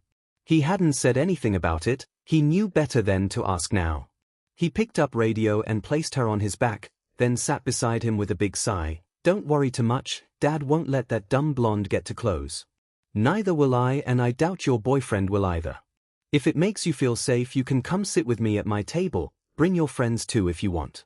I'm gonna get in that class sooner or later, so I might as well start making some friends." "I'd like that. Thank you, Shinsu, that means a lot to me." The greenette sniffed. wiping his tears with his pajama sleeve. "You're a really good brother," he whispered, so quiet Shinsu nearly missed it. But he did. And he ruffled Izuku's curls and leaned on him, just to annoy him, and said, "You not too bad either, bro." The two burst into laughter at their antics, completely unaware of the blonde watching them from a crack in the floor door with a fond smile and a camera. Once their laughter had died down, Izuku spoke again. "Last night of break movie marathon?" "You bet, I'll grab my laptop." The next day they gathered some last needed things in suitcases like clothes and homework to take back to the dorms. Shinsu tried to decide what sweater to bring, listened to Izuku and brought both, and Aizawa stopped him from sneaking the cats. Izuku packed most of his small wardrobe and his notebooks and art pencils, which Hisashi had dug out when he saw that Izuku liked to draw the heroes in his book. Eri just packed some stuffed animals and crayons in a bag since she spends the day at UA and goes home with whichever parent has the night off from dorm watching duty. She too tired to take a cat, but Hisashi caught her before she could stuff Mango into her bag.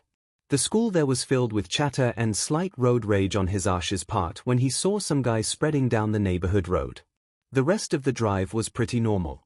Hisashi dropped them off at the gate. They were the first ones at the dorms, and the two teens decided to go check out Izuku's dorm room. Aizawa just chuckled as the two quickly walked off, determined to spend as much time together as possible before school. He was glad the two got along, but was also slightly afraid of what will happen when Shinsu takes his surprise entrance exam in a few weeks. He'd be replacing Mineta if he gets a high enough score, which he will, and Mineta will get moved to the general studies. Does Mineta know this? No. Will he know before it's too late? Also no. Honestly, he'd been wanting Mineta out of the class since the first few weeks, but his father was on a board of directors of a big news company. Nezu suggested that he be transferred under less upsetting circumstances. He was also on a slight expulsion ban since he expelled a whole class the year before. They've been planning this for a while since Aizawa started training Shinsu after he failed the exam. Todoroki showed up next with a simple backpack and duffel bag. He greeted his teacher, who gave a small hand motion in return. The dual-haired boy also headed in the direction of Izuku's dorm room. A few minutes later his phone dinged. Hitoshi had sent him a picture. It was Izuku and Todoroki sharing a soft kiss. Shinsu was in the corner of the picture making a gagging motion. He chuckled and saved it to his secret folder. That's where all his favorite pictures went. As well as the blackmail. But we didn't need to talk about that. Some of Nezu's habits had rubbed off on him. It wasn't long before more kids started to show up and the dorms were once again filled with mindless chatter and yelling. Bakugo showed up towards the end of the morning, and Aizawa made sure to watch him like a hawk as he walked to the elevator. He didn't really trust Bakugo at this moment. Thankfully the blonde was on a different floor than Izuku. He'd pick up the angry blonde right before class so they could go talk, and Snipe would handle the first period. Deciding to nab him right at the doorway of Heights Alliance, he grabbed him by the back of the collar and told him to stay. "We have to talk." "Why?" "I didn't do shit." "That is to be determined. Come with me." They made their way to Nezu's office, where the stout was waiting for them while going over the footage from Aldera. While the principal didn't tell him directly what he had seen, the faraway look in his eyes told him enough. The door opened before they could knock. "Good morning, Aizawa." "Good morning, Bakugo. Please sit. We have much to discuss." "I didn't do effing shit. Why am I here?" "We'll get to that in just a moment, Bakugo. First you should be aware of some things before we begin." Bakugo just huffed and dropped himself into one of the chairs. Aizawa stayed standing, trying not to pace, so he leaned against the wall. The blonde eyed his drumming hands and at the principal's strained smile. "For one, it is up to you if you want us to call your parents to attend this meeting. If you wish, I will call them now and see if they can join us." "I don't need my old hags here, just get on with it." "Alright, if you change your mind let me know." Nezu took a deep breath. Over the break Aizawa had discovered some concerning behavior in one of your classmates, Midoriya. "What do I care about the nerd?" It was discovered that his mother had abandoned Midoriya and evidence of prior neglect has been seen. She is to be on trial in a week. You clearly have a somewhat familiar connection, so we wanted to ask you about Nezu was cut off by Bakugo jumping to his feet in a rage. "What do you mean Auntie Inko is going on trial? What did that shitty Deku say?" "Whatever it was, it's a Lie, Auntie Inko would never. Yes, thank you for your opinion. But unfortunately this is the truth. Mrs. Midoriya had fled to her parents' home and left Izuku a note explaining her abandonment. We also found evidence of her withholding necessities from Izuku as well as emotional abuse. She has also confessed to neglect and abandonment when she was questioned in the station. But we are only informing you since the detective will be by to ask you some questions. We have slightly more concerning matters to talk about, and you young Bakugo are at the center. The stout's face was blank as he turned the screen. Aizawa couldn't see his face but his shoulders tensed as if he'd seen a ghost. On the screen was a grainy image of Bakugo holding Midoriya up by the collar as smoke rose from his fist. Both were dressed in their middle school uniforms. Izuku's neglect at home was not the only thing we discovered. It's come to our attention that you, and most of your old middle school were subjecting this boy to severe bullying and assault. If the scars on his back are anything to go by, you were a main one of these tormentors. Aizawa stared blankly, but the edge in his voice gave away how angry he was. Bakugo didn't bother to turn around, still in shock, gripping the armrests like he was trying to ground himself. Enzu turned the screen back and continued. Before now we had assumed you and Izuku had some kind of aggressive rivalry or at least some history, but this is very concerning. I have cross-referenced all of the incidents Izuku was given for fights, TARDIS, absences, missing work and bad behavior with the footage the school provided for me. All incidents which have been caused by you and his old peers. While your record was kept clean as a whistle. What? They were making Izuku take all the blame for being attacked and assaulted, even outright encouraging and purposefully making him a target of your peers' abuse. You are at the top of that list. Are you going to expel me? Bakugo was strangely quiet, voice wavering a bit as he kept his head down. I should. We have multiple accounts of illegal quirk usage, both in public and on a person, which could equal AL time. Hundreds of accounts of personal property damage, theft, suicide baiting, assault, and lots more. I should expel you and blacklist you so you can't get into any hero course ever again for what you did to that boy. Not to mention you continue to attack and verbally attack him for merely existing nearby. Aizawa stalked forward, voice growing more and more angry. Bakugo just kept his head down as his shoulders started to shake. But I won't. What? It's clear that the teachers failed you both by allowing you to continue your behavior. But it's clear you're trying to change. I see it, the staff sees it, even Izuku sees it. You realize that what you've been doing is wrong and you're clearly showing remorse. That, and if you did get expelled, Izuku would blame himself for it. That it was his fault you lost your dream. The blonde looked so confused, looking between his teacher and Nezu before dropping his head into his hands. That DMN nerd, always saving me when he should just leave me the hell alone. Even now, after all I've done to him, he pleads for me to be saved. Damn it. You're still a child, Bakugo. You have plenty of time to change. You're already doing so by feeling upset about what you've done in the past. That doesn't mean you won't be receiving punishment. Nezu said, slightly lighter than before as he pulled out a few folders. You will be required to take anger management with Hound Dog 3 times a week. All the while you will be on strict quirk probation until he deems you worthy to continue. You will still go to classes and participate in drills, but otherwise you will be sitting out. Once you've been deemed worthy of lifting the ban, you may participate in class again. Also, you will be given essay topics on hero ethics to complete during those training sessions. Along with some community service around the school and house arrest. This is all. But break one of these rules and you will be moved to general studies with no way back into the course. Do not take our or Izuku's kindness as a joke. Do you understand? Yes, sensei. Good, you will work out the logistics here for a while and return to class when you're done. Sensei? Yes, Bakugo? Aizawa paused at the door to look back at the blonde whose eyes were still at his lap. With the case against Aldera, Kudkid, is there anything I can do to help? Aizawa didn't know why he was surprised anymore, but he felt a bit of hope for the blonde. You could give your testimony to Tsutakuchi when he comes. And I'm Izuku. I would be very happy if you did. Yeah, whatever. Maybe Hisashi was right, today wouldn't be too bad. Bakugo ended up giving his testimony, both about Inko and Aldera. The trial had gone by in a flash, barely lasting a few hours as Inko had already confessed. Inko was charged on all counts and would be going to jail with community service for the next 7 years, then after that she might be able to have visiting privileges if Izuku so desired. Aldera was closed and every staff member was charged. Whether the school would reopen was to be seen.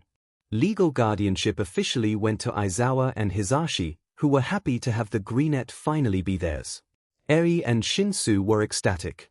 Izuku bid his mother farewell after the trial and went back to their home, tears of happiness as a huge weight on his shoulders was lifted. Coincidentally, a certain fire hero's abuse had also been brought to light by an unknown source, his mother having been cleared as healthy a long time ago. So with Endeavor arrested, she could return home. The family of 4 even ended up moving to a house not far from them as their mansion was too big for them. Izuku had never been happier. He was loved by a big family, a loving boyfriend, and he and Bakugo had started to heal as friends. Everything was going to be okay. He could finally take a deep breath. Crash! Or maybe not.